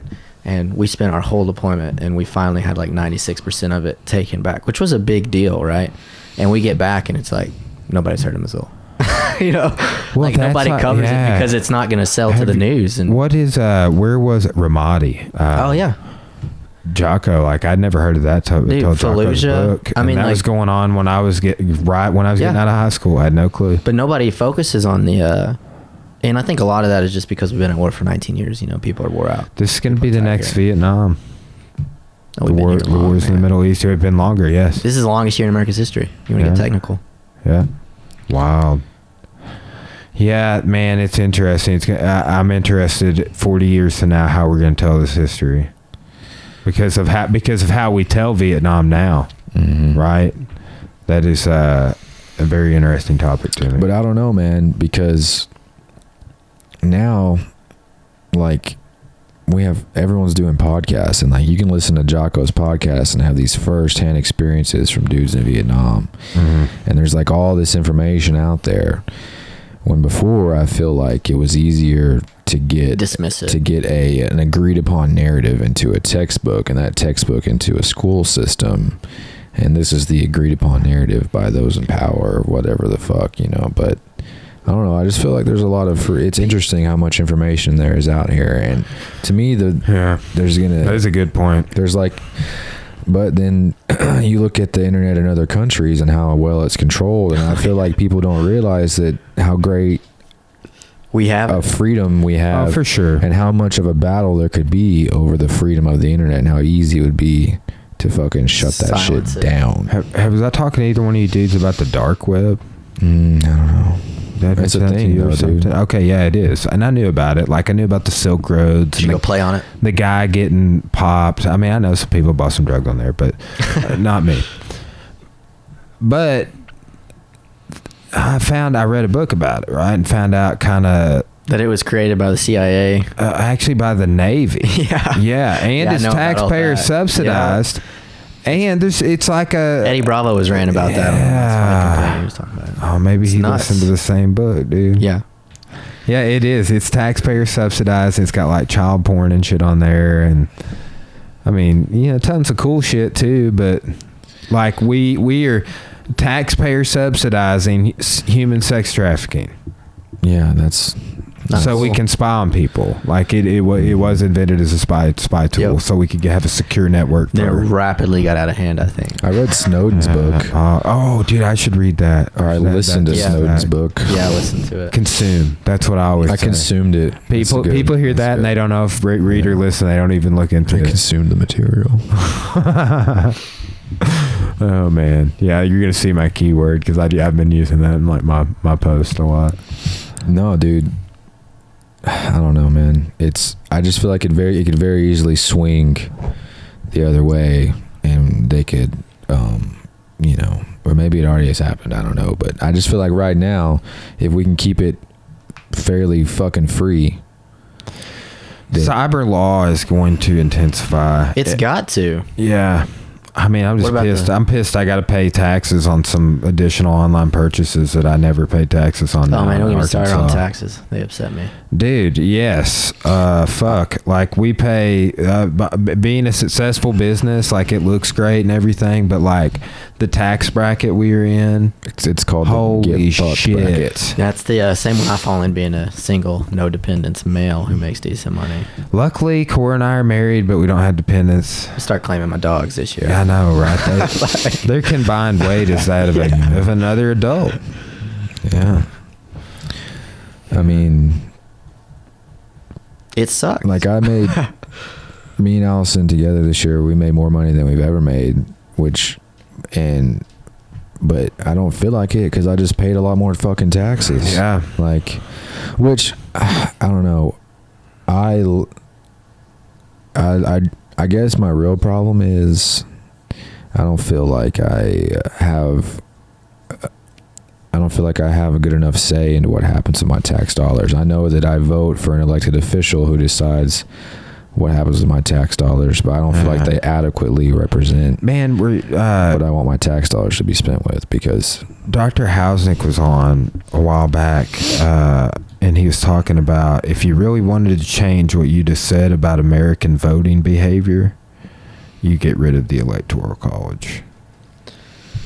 Right? Yeah. It's the only way the only way that our opinion really is going to be counted is that. Because I vote for somebody, and then where do I go vote for the elector? And then they can do whatever the fuck they want. Yeah, like they don't have to represent me. I meant to look this up, but like, how do you become? And I just thought about this yesterday, so I haven't got around to it. But how do you become an elector? Like, who elects the electors? Like, not you and I. No, I didn't receive the option to vote for an elector. Some things I wish that our elected officials would literally poll their constituency on individual fucking things. Yeah. You know what I mean? Like, could we have like cyberly now? Could we have like little elections? Skype it. Oh yeah. my gosh, but hey, like send out mass text for people in this congressional district. How do you feel about medical marijuana? Yeah, I just got my card. Did you? Yeah. Good for you. So you can't buy guns now? That's true. I've got like 30 guns. I'll be good. Man. I'm inheriting all my dad's guns when he passes away. Plus, here's the thing. I can't get a background check. right? Like I can't. Here's what they do. They'll pop you. We did a podcast on this, but here's the deal. Also, is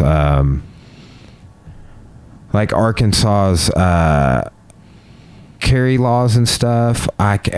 You don't want to have both of them together at the same time. Is one thing, right? Like if you could avoid it, which that's not going to be an issue if you're doing it peacefully in your own home, but.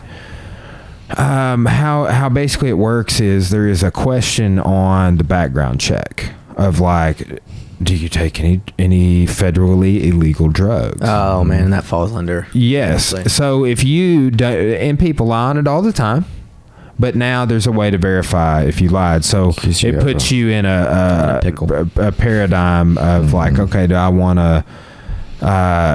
You basically just. You can't get a background check for a gun. Yeah, it's so you have to go to a gun show. It's no big deal. You have somebody just buy it from an individual. It fucking. Yeah, I mean, I don't even know if I've ever personally been background checked on a gun. Like, honestly, they're probably not in your name. The ones you have. Yeah, well, like both my handguns, my dad bought for me. Yeah, they're still in his name. Yeah. And he got the background check. Yeah. Man, I really agree with marijuana as a medicine. Absolutely. I get frustrated because like in our career, we work for in a business that receives federal money through Medicare reimbursement. So we're not allowed to have any federally illegal substances in our system, even if they were to be legal in our state. Yeah. And so, but some states are starting to be, some company in a state that does not have recreational said that they were not going to test any of their employees. I forget who it was. Yeah. I don't know if EMS can get away with that though. Yeah. Well, 2020. Well, no, that'll just be state. 2020 is Arkansas is supposed to vote on recreational again. I don't see how it can happen with us practicing medicine. Even if it would have to be federally legal because we're not allowed to have THC in our system, any federally illegal substance in our system because we receive money from the federal government. Yeah, but I don't know. You know what I think could happen, right? Like I thought with the House bill which got squashed, this was what was going to happen. I thought Trump was going to buck the impeachment, federally legalize marijuana, and get reelected. Because remember the bill that they had. I think it was a House, like a House committee, and then the Senate squashed it, or vice versa. I can't remember the flow of the legislation, but they had introduced this proposed bill or whatever, something to be voted on to become a law about federal recreational legality and decriminalization and overturning records and all these things that all these other states have started doing, right? But it got squashed in like the next step in the process. But I was like right when all that impeachment stuff was going on, I was like, Trump's not going to get impeached. I mean, he is getting impeached, but he's not going to get removed from office. So he's not going to get removed from office, and he's going to legalize marijuana. Because why I was thinking is because Joe Biden is out there talking about how bad marijuana is, and like talking about ridiculous. Swimming in the pool with kids and then rubbing his leg hair and shit. Fucking I'm just creeper. Like, man, that guy creeps me out. I mean, it's very frustrating to me because I mean, we have. There's people that work in our industry that are on all kinds of fucking prescription medications. Fucking Zoloft, Klonopin, which is a benzodiazepine. Benzos are terrible, Like, dude. they're on potent fucking serotonin is a potent neurotransmitter that we have no idea what. So we block the fucking reuptake of it so that more of it's on the synapse, and it's and we do it for long periods of time. We have no idea what those effects are that we're fucking with your neurotransmitters. And then Klonopin and shit like that, and they all have a prescription for it, and so they can take these medicines and do our job. Don't you smoke a joint? And are completely fucking fine. Yeah, you know what I mean? It's wild, dude. It is, like, especially on something like a benzo, right? Because, dude, benzos are wild. Those things will just like, it's not like the opiate, but you will just like pass out. Like I'm going to sleep. I know low doses of Klonopin are you're not just going to pass out, but it's still, to me, like, you can't tell me somebody on all those meds like is not altered, affecting them when me getting off work and smoking a fucking joint, and you know what I mean, like. Yeah, well, that's too another thing is like the drugs that you just mentioned only pose perceptible psychological benefits, whereas no proven medicinal. Yes, right. It's like, hey, you know, this is it's not due to a physical ailment, right? Would you say it's like usually like depression or something, which can have physical symptoms, right? Manifest in the but I don't know, man. I know this. I think we tell ourselves a lot of lies like that like we like the biggest one that I've been remarking on is how we're like, I would go exercise, but I don't have energy. And it's like, motherfucker, you don't have energy because you're not exercising. Yeah. It is backwards. And it's so many things like that with our diet and it's like, yeah, you got to take that because you're doing all these other things are wrecking your. Dude, if I didn't, he turns into a moody little bitch when he doesn't. If I don't fucking work out and eat right, I have anxiety, I have depression. I have to really fucking stay on top of my diet and my Both exercise, of us are like that. Like, dude, if I can schedule, it's hard too. I bet it involves a lot of planning. That's why everyone's fucking medicated. Yeah. Yeah. We're some of the only ones that aren't fucking medicated. I mean, you've seen every EMS person. What do they look like? Grossly overweight. Yeah. Honestly, dude, I'm very passionate about my gut microbiome, and that is fucking that and exercise. I had a kombucha earlier. Did you make sure you have enough fiber? What's crazy? Yeah, I take a fiber every day. I think being overweight and doing our job is a liability. Same with law enforcement. You know, it's a liability. Because you know, man. and we teach some stuff, and I help teach some like combat casualty stuff. And the first thing I say in here, I was like, man, if you guys aren't doing any sort of physical training regimen, I was like, you're a liability for the team. Because if you're overweight and you get shot, not only am I gonna have to try to carry your fat ass out, you're not, but if you were, but how are you gonna carry me out if I get shot? Yes, or like let's just say we're both having to run. Yeah, or you have to do CPR for 4 minutes. Yeah. I mean, 9 times out of 10 where we work doing just transfers, if you can just walk to the truck and drive, you can do it.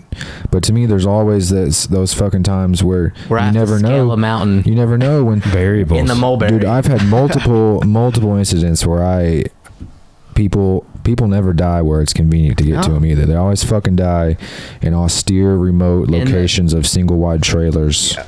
It took me 90 minutes to get to that helicopter. Down steps. I mean, the music festival. What was it? Which one was that? Fucking on the mountain. Phases. Something. Phases is pretty. I don't know, man. But it took me and I'm an in shape dude, man. It took me 90 minutes. Yeah, dude. I heard that was terrible. Yeah, it was rough. But yeah, one dude dark. Was it dark outside? Yeah, they took off right before it got dark. Damn, bro. What's it like walking up on a helicopter crash? Man, I have bad luck, so that's the 3rd aviation accident.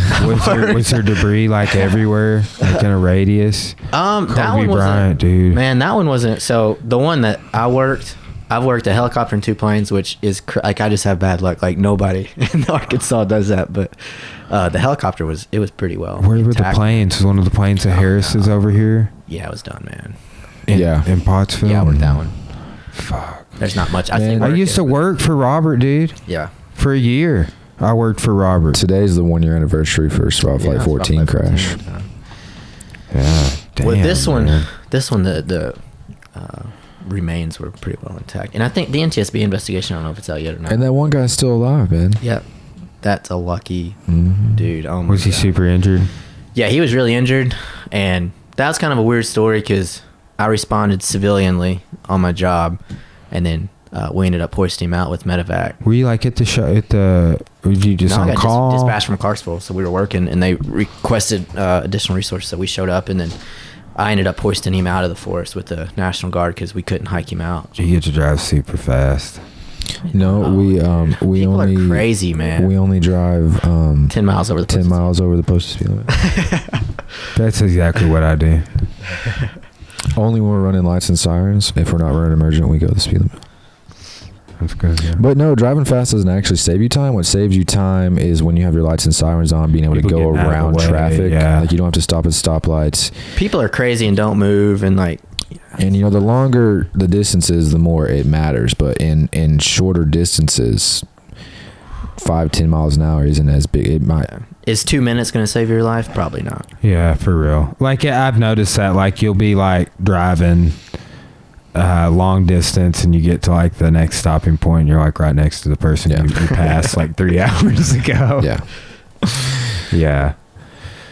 You know, I always see those like volunteer firefighters that like put all the lights on their truck. They're crazy, dude. Man. I've worked a wreck. I've 1 or 2 wrecks of volunteer firefighters wreck trying to get somewhere. Hey, Rescue Randy, man. They get excited. Too, hey, but that's good that we have those guys. Yeah, and Johnson we give County them shit. We give them shit, but those dudes would fucking do anything the for Mennonite, you. You know, there's a big Mennonite group in Johnson County. Oh, cool. Those volunteer firefighters. They come up and they show up in force, bro. 14 of them every time. Super ready to work. Want to help. They're amazing. Cousin Jacob. Yeah, they all have a weird accent.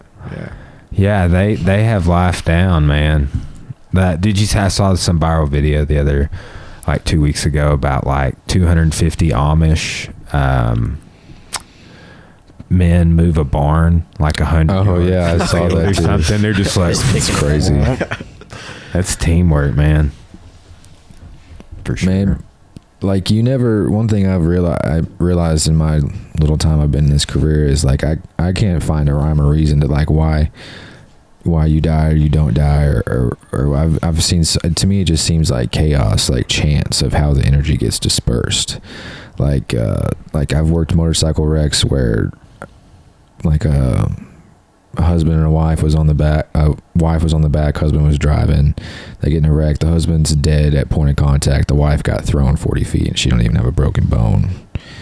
Shit like that. And then a similar circumstance, same type of wreck, and they're both dead. Or, you know, like it just seems random. It does. And then like you talk about time, like 2 minutes doesn't make a difference or whatever. Like I worked a call one time, this lady was mowing her yard, started having chest pain. She's probably in her 60s. She goes in, call the ambulance. We get there, the firefighters are in there. It's in Russellville here, over off Pittsburgh, I think. But she's sitting on her couch complaining of chest pain. The phone rings. It's her daughter. She's like, hey, the ambulance is here, I'm having chest pain, blah blah. She hangs up the phone. Boom. And then she says, I feel like I'm gonna pass out, and she just goes unconscious. She's in VFib, cardiac arrest, ventricular fibrillation. So we just immediately fucking shock her. She comes right back to consciousness. Anyways, between that moment and the time I got to the hospital, I was in the house for 7 minutes and I was en route to the hospital for 7 minutes. During that time, I shocked her 5 times. She died 5 times and came back. And by the time we were at the hospital, she was able to tell him her date of birth and who she was and all that type of shit. What did she see while she was on the other side? I didn't get to that. I didn't get that far with her. To save them. We were talking about that today. I was like, is anybody in this class died before? And nobody said anything. I was like, yeah. Well, some people say they did and they saw things, and I don't know if we should believe them. Yeah, but like, what would have happened? I mean, I get if I got there 10 minutes later, like, yeah. But who fucking knows, man? Like, who knows? Yeah, you wouldn't have known if she would just. Oh wow! Because there's so many times where I get called for cardiac arrest, and you get there and they've already died. You know, and if you would have been right around the corner, you know, maybe it would have been different. I don't fucking know. What if they just passed out like right as you walked in the door, and you assumed they'd been dead for longer? So we go through our process. Yeah, and there's a way to figure out if somebody's recently dead or old dead. Well, yeah, like like they're riggering up. Yeah. And I mean, we're gonna do the same. Like, if we go in, like, we're gonna do the same thing. Like, we're gonna work it for 20 minutes regardless. So okay, that's what we do. Yeah, but there's processes. There's a process. Yeah. There's an algorithm. Yeah, man, our whole job is if you wanted, and people do make a full 20-year career out of just following point A, B, C, D, you know. Algorithms. Yes.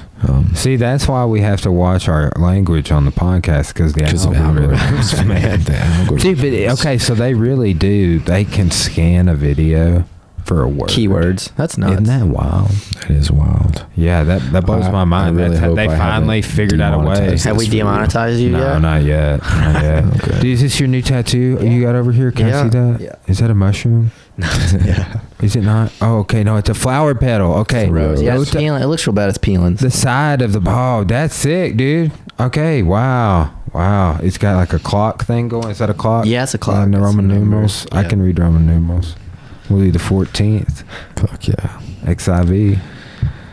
I love it. It looks good. That's really missing Roland, but I know because I got to take. He told me about 2 weeks or so. Yeah. What are you putting on it? Like a Aquaphor right now. Yeah, that's what I was gonna say. Yeah. Cora just, have you seen her tattoo right here? She's got the flower of life right here, and it's a lot of ink. Yeah. But Aquaphor was good for her, and she just got like a little mushroom right here. Mm-hmm. From the side of that looks like this part right here looks like a mushroom. That's why I kept looking at it and thinking it was like a toadstool. That would have been cool.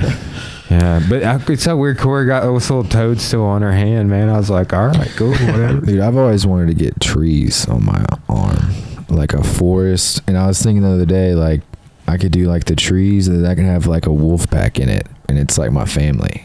That'd be sick. That would be cool. That'd be sick. I like how I've seen some people do something like that with like a sun or in some trees and like a body of water or something but like inside of like a diamond, right? Or the ones inside the some fractal shit. Yeah. I like that. I like that. I could be like the alpha wolf, just like stoically standing there, and then I want my wife's wolf character to be right beside me, just like gnarled up, like snarled. Like she is crazy. Yeah. No, just because she's really. Has your wife been in the gym yet? I haven't met her. Just because she's fucking badass, and I just want it to be her to be represented fucking badass on there. Like she's the one that's like more verbally like, don't fuck with this wolf pack. You know what I mean? Have you seen how wolves, female wolves will like act like they're cowering, and they're really protecting the neck of the. Yeah, that's it. That's cool. It is. Yeah. So how long you and Avery been together, dude? Like a long time. 2 years. Yeah. Cool. She's awesome. Yeah. Man, she's had such a big family, doesn't she? Yeah. It's wild. It's wild. Yeah. Like every time I try and like think if I can think of all their names. No. I'm like, all right, we got Logan. We got Cassidy. I'll go through them, and then I'm like, no, I'm forgetting one. Man, I thought it was real cool. Testament to you guys when you saw her the other day. You hadn't seen her in since she quit working out. Yeah. But not once did you record or bring up her not being at the gym. You're like, yeah, if she wants to come, she will. We won't guilt her about it. Polar opposite from our experiences, and yeah. So it's really, that spoke a lot to me. It's like you guys were just like worried about her and wondering what she was doing. Yeah. Really, that's like our approach is like low pressure. Like, why should there be pressure involved in any of that? Like, we don't do contracts. Everybody I know thinks that's super controversial, and I'm like, yeah, do you enjoy updating their shit every year? Like, I got people that have been on auto for like 10 years. I haven't had to maintenance one time. To me, to me, like not having a. For me, it works out perfect. To me, you're trapping people. You trap people on the front end until you're in contract. I think you're less likely to fucking keep them for 10 years than if you are on the front. If you're just doing the right fucking thing and letting your product speak for itself and your environment speak for itself, then if they want to be there, they'll be there for fucking a long time. I agree, man. That's always been my approach, and it's like, why would you want anybody there anyway? The only reason they're there is because they're under contract. Well, that's just it. Or the only reason they're there is because to the owner, they represent a dollar sign. Right. Like, I do not like that about this industry. It's because it's like that. It's an industry thing, right? It's a business. But it's like, I never thought about it that way. I never was like, oh, yes, this many students is this many thousands of dollars. I just never. And then too, I actually like somewhat recently with somebody like real close to me who's like, I respect what they have to say. They're in the business, but I was just like, look, I do not have your approach, but yet my approach works. I was like, I don't look at the numbers. I don't focus on the numbers. I don't think about the numbers. I don't obsess or dwell on the numbers. And man, damn it, if shit didn't turn out better than yours, is basically what I was saying. I was like, I have 100 more students than you. Like, I had to say that to this person because they were like, you need to do a better job about taking attendance and shit. I was like, what is this, like 8th grade? You know, like, do I need to check that into Blackboard too? Like, funny how he felt like he needed to give you advice. Yeah, well, man, that's there. People think that the hierarchy sometimes of like the skill also crosses over to business. Gotcha. Man, that Gotcha, that bothers me because like everybody has something to offer, and sure. all three of us can look at something a different way, and that doesn't mean that any one of us are wrong. No, and honestly, I'm just more like, oh fuck, 3 ideas. Yeah, we have 3 ideas now. Sweet. But man, that has always been like, I've never tried. Well, when I first got going, I would try and like really rapid fire. Like, I got a good idea. I just thought of this out of nowhere. I don't know if it's gonna work. Let's do it. It never worked hardly.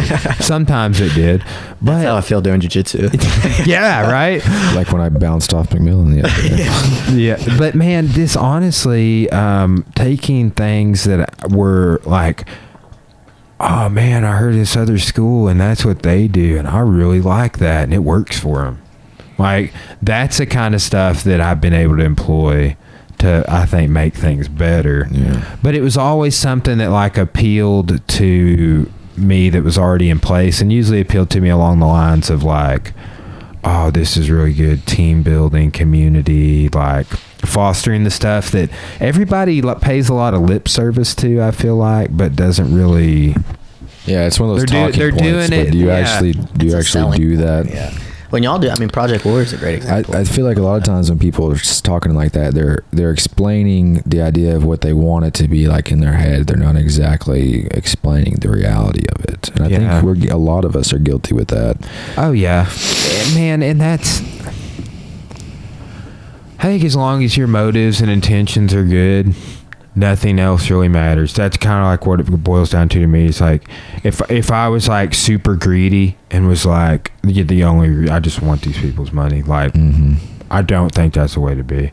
Yeah. And I've never been that way because like I was like broke as fuck for a long time, super broke the whole time I was doing this for until like the last couple of years, really.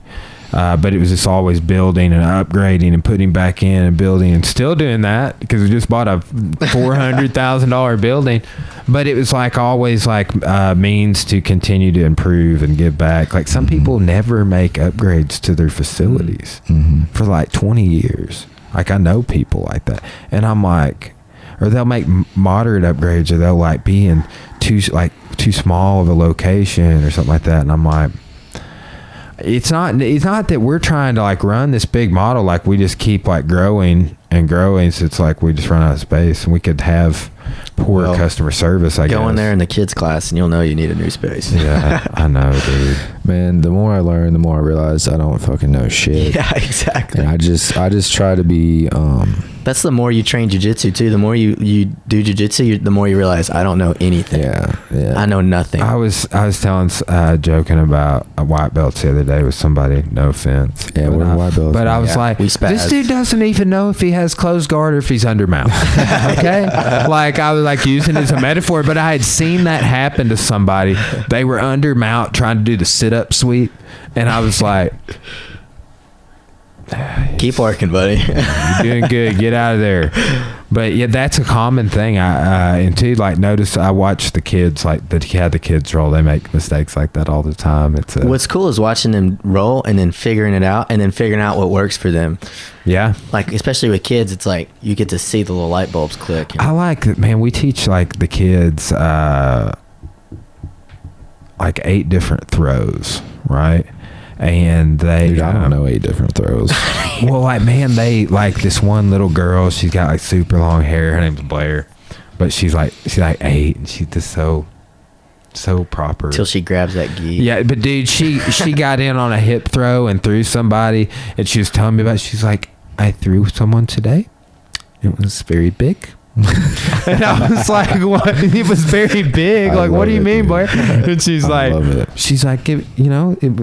they went really fast over, and I was describing it to me and like hit her with this nasty hip throw, man. Dude, my daughter's favorite thing is to show people that she knows how to do a rear naked choke. Nice. And my boy actually got in trouble at school yesterday for the note said he got on yellow and it said Bo was hitting his friends. And I had a little conversation with him. I was like, Bo, we can't hit our friends. Like, I know me and you play around and we hit each other and stuff, but we can't hit our friends. He's like, okay. But me and you, but I can fight them jiu-jitsu, right? In his little 4-year-old, 3-year-old voice, he's like, okay, but we can fight jiu-jitsu, right? I was like, no, not at school, buddy. Not at school. It was funny. Me and Cody, we were rolling the other day at Project Warrior, and we like to slap a little when we're rolling. Yeah, I do. And we were doing it, and I guess they were like, McMillan had 2 teenagers who were in there, and they were like, what's going on? They're hitting each other. Combat jiu-jitsu, bro. McMillan's like, well, they're pretty good friends. It's all right. I think Piker gets a lot of fulfillment of me being mounted on him, striking him in the face. I think he really. I like to do that from rear mount, dude. Get somebody on their belly. That's one of my favorite spots to flatten somebody. Is get them on their belly with rear mount and start slapping them. You just need to know the reality. I got knocked out with a slap one time, flash knockout. Damn. It was humiliating, but it happens. Check this out. I just got a text from Randy from the gym, brown belt. Lovato, Raphael, Oklahoma City. Justin Wren trains out of his gym. Shout out to Project Warrior. Yeah. He was on Joe Rogan's podcast today and is talking about how he has a brain disease and that Justin Wren? No. That he has the tape or the parasite or whatever. Yeah, but Lovato found out before his last fight and wasn't cleared until the week before, but he has some sort of degenerative brain disease or something. Yeah, damn. We gotta watch that later, guys. Episode 89, Joe Rogan's MMA show. Yeah. Damn. Yeah. Well, dude, that's scary. It's been real. Let's think about wrapping it up. We've had a lot of great conversation. I tried not like we're letting it run dry or anything, but I've kind of like formed a strategy to like try and cut it off before it gets to that awkward point. Yeah, not like we're there or anything, but dude, I'd podcast every podcast 3 hours, but I don't know how good of views I get on those long ones. Who cares? I don't care. I don't know, dude. I'm not really doing it for views. I don't know. This is my first time, man. I feel like we kind of bounced all around. I probably sound like an idiot. I don't know. Nah, I liked it. It's good. A little afternoon conversation. Yeah. But man, that's cool too. Like I have learned so many, being exposed to so many cool ideas, just sitting in this room talking to people. I can't wait till we get the new studio set up. It's going to be like, it's easily 4 times the size of this, right? Like I feel like. Maybe not width, but we knocked out that wall. And you gonna put it on that side wall over there? Yeah, with the glass entry. Yeah. It's like we're boxing that in. Oh, cool. And we knocked out the room in the room, and we just have to reconfigure the ceiling back. Well, man, I mean, I appreciate the invite. Yeah, thanks. Yeah. Hey, we'll have to do it again sometime. I mean, I feel like normally you have like high-level jiu-jitsu guys and PhDs and shit in here. It's true. I don't know what kind of value we brought, but I appreciate the invite. Hey, well, civil servants you guys are. EMS. Oh, because we're paramedics. Yeah, for sure. And too, like, that's one thing, like, I haven't got to do as much of this, but just like, not like I'm calling you dudes common folks or anything, but like electricians. We are. We're just normal. We do a trade. Our trade. Well, dude, how would society be without people like that? Without law enforcement? Without lawyers? Without teachers? So, like, man, I really want to sit down with like plumbers and electricians and like, dude, like. Fascinating to me how the hierarchy within the trades works about like journeyman, master, and apprentice and stuff. And it's fucking backbone of America, man. It is, and like, man, maybe this podcast can serve some people some ideas about. Well, we specialize in trade, pre-hospital emergency medicine, and what we're good at is, basically we can stay calm in your worst day, your worst emergency, your worst moment. We can stay calm and get you to the fucking hospital, man. Did it take you so while to get conditioned to that? Maybe, I know you probably have been, seen some different things. Man, I think we talked about this the other day, and I think some people are just genetically predisposed to handle stuff more. I think it can be learned. I think there's that, but I consciously try to train it since day one. Yeah, I have to. Through breathing. Like, when I get in a situation, I just fucking anytime I talk on the radio, I take 2 deep breaths because I do not want to sound hectic on radio, no matter what's going on. And that subconsciously, that's going to calm you down, just breathing. It does. I just took a breath and you said that and I feel better, right? But that's the because you don't want to get in fight or flight. it's real easy to get worked up, and then you got blinders on, and you lose so much access to critical, complex problem-solving thought. If you can take that breath and stay calm, you can still think critically. You can make a better decision. Man, yeah. So I try to train that, but like he said, I think some people just naturally are better at that than others. But I don't know what that is. And we joke, so like some people think it's like responders. Me and Cody show up on a scene, it could be really bad, and me and Cody are going to be joking. It's not that we're not taking it serious, but it's like just little. It's getting me thinking, not freaking out. Yeah. Because sometimes things can be tense, and you can just say one little witty comment to your partner, and then all of a sudden you're like, okay, we can, everything's okay. Man, I can't. That's another reason. Like this, it challenges me to think, and other people is this like. It's like with all the listening to the books, man, it allows you to empathize by looking at other points of view, seeing into other people's worlds, what it might be like in their shoes. Mm-hmm. Like that's as close as we can get. It's so like important. Hearing these things of like occupational hazards or whatever you want to call them. Like, I mean, I don't come across those things, but they're valuable to me to know. So I can have empathy towards those groups of people. Like I was saying earlier, like I remember when I would have thought super negatively only, oh, you fucking druggie, like doing Oxycontin, like, you fucking idiot, and just like didn't get it. It's easy. I did not get that's the easy way of thinking. Yes. If you just, it's easy to naturally fall into those thought patterns. It takes more work to try to truly empathize with somebody and see where they're coming from, and realize that the only thing that separates me from being the life I have, a couple different major life events, and I'm just like that person that you're stereotyping. Yeah, we talked about that the last shift. We had a call where it was somebody was a drug addict and stuff, and I was like, we were talking like, man, I was probably 2 decisions at one point in my life. Coming back from my deployment, I probably didn't make the smoothest transition. Got divorced and stuff like that. Man, I was probably like 2 decisions away from that being me. Yeah, and it like hits home, Yeah, like I try to look at every person like that person could be me with like just different life decisions, a couple of different life decisions. Oh, like, yeah. Easily. You guys, I shared an article about, like, you seen the movies, The Mighty Ducks. Yeah. Oh, yeah, I saw that. And Goldberg, man. Fell off the wagon, huh? There's a guy that comes to the gym right now. He looks like Goldberg, and I call him Goldberg. Yeah, I feel bad for that dude. But he'd like, that was going on like a year ago, and it's just resurfaced. Mm-hmm. Freaking sad, man. Jiu-jitsu will save you, though. Give you an outlet. It can, man. It truly can. Like, martial arts in general has done a lot of great things for my life. I can't say enough good things about it. Like, that is really my motivation in doing that, is just like, yeah, it's great for me. Maybe be great for you guys too. Because it's great for me, I'm going to be doing this. If you want to join the party, you may. See Corey at the front desk. Man, I've only been training 1.5 years, man, but it is... like, I played football and did track and field in high school and stuff, and... I feel like it is feeling some type of void that I didn't know that I had.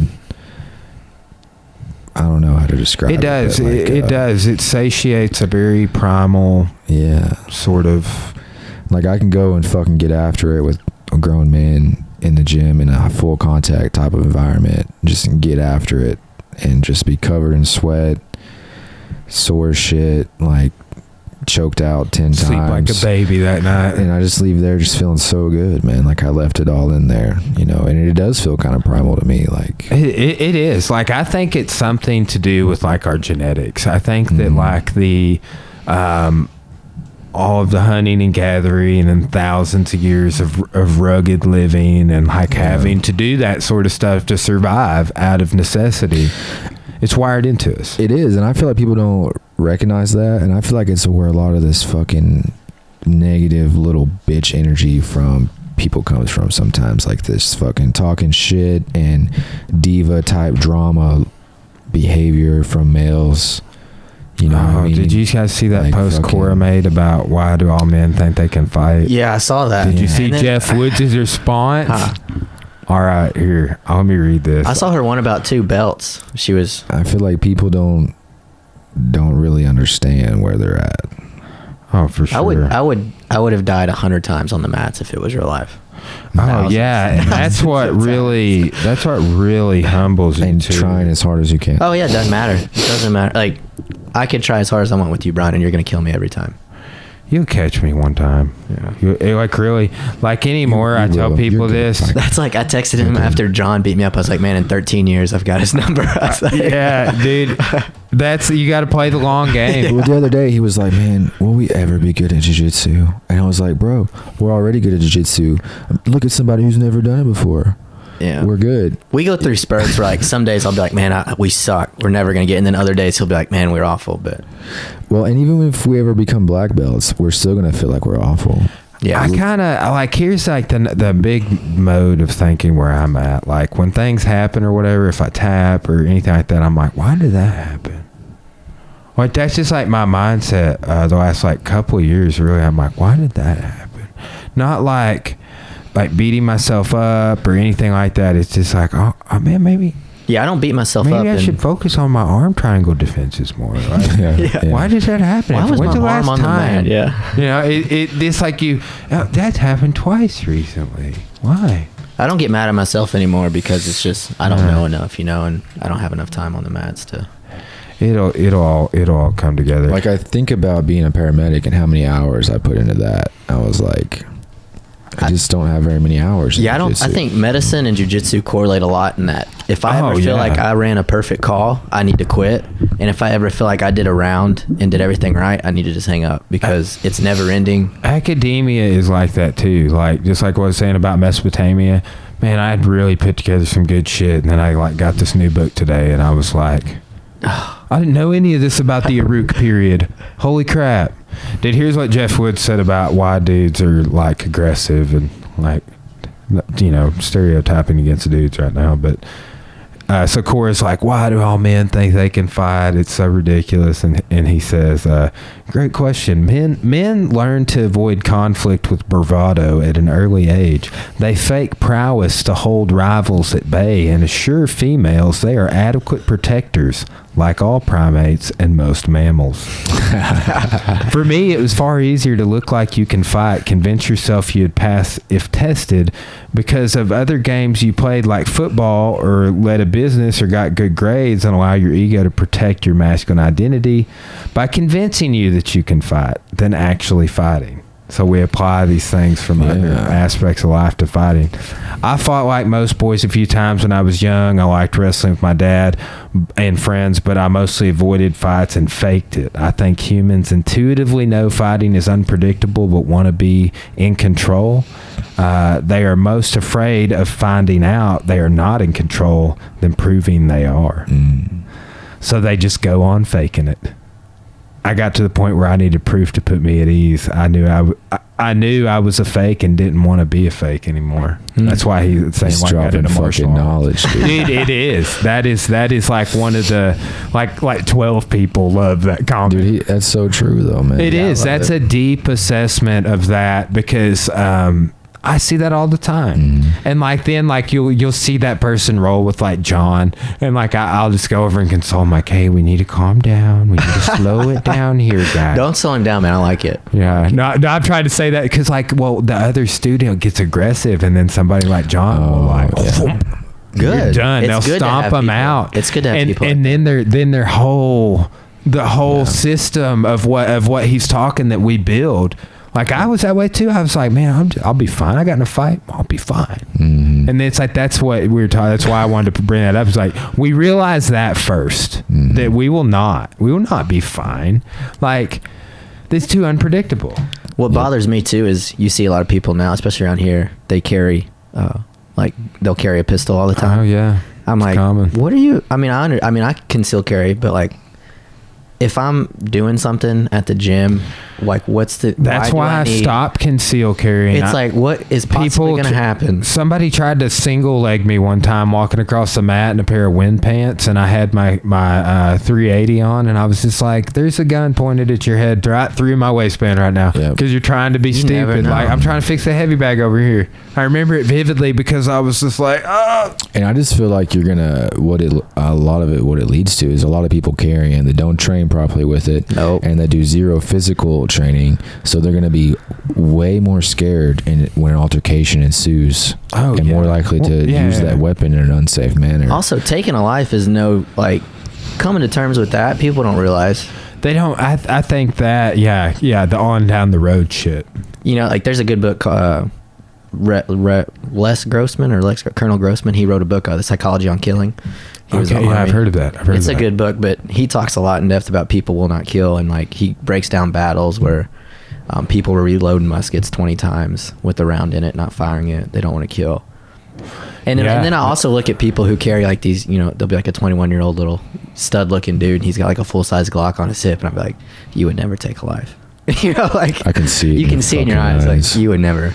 Or they would pull it when they don't need to. Smell fear. Or they would pull it when they don't need to. You know what I mean? It's just, I don't like a lot of it. Yeah. We were supposed to wrap this up, guys. Yeah. That's, dude, all good. Well, bros, I appreciate your time. So we'll see you on the mats, if not before. Yeah, bro. Yeah, sounds good. All right. Thank you. Thanks again for Signing your off. invite. Good times. Peace.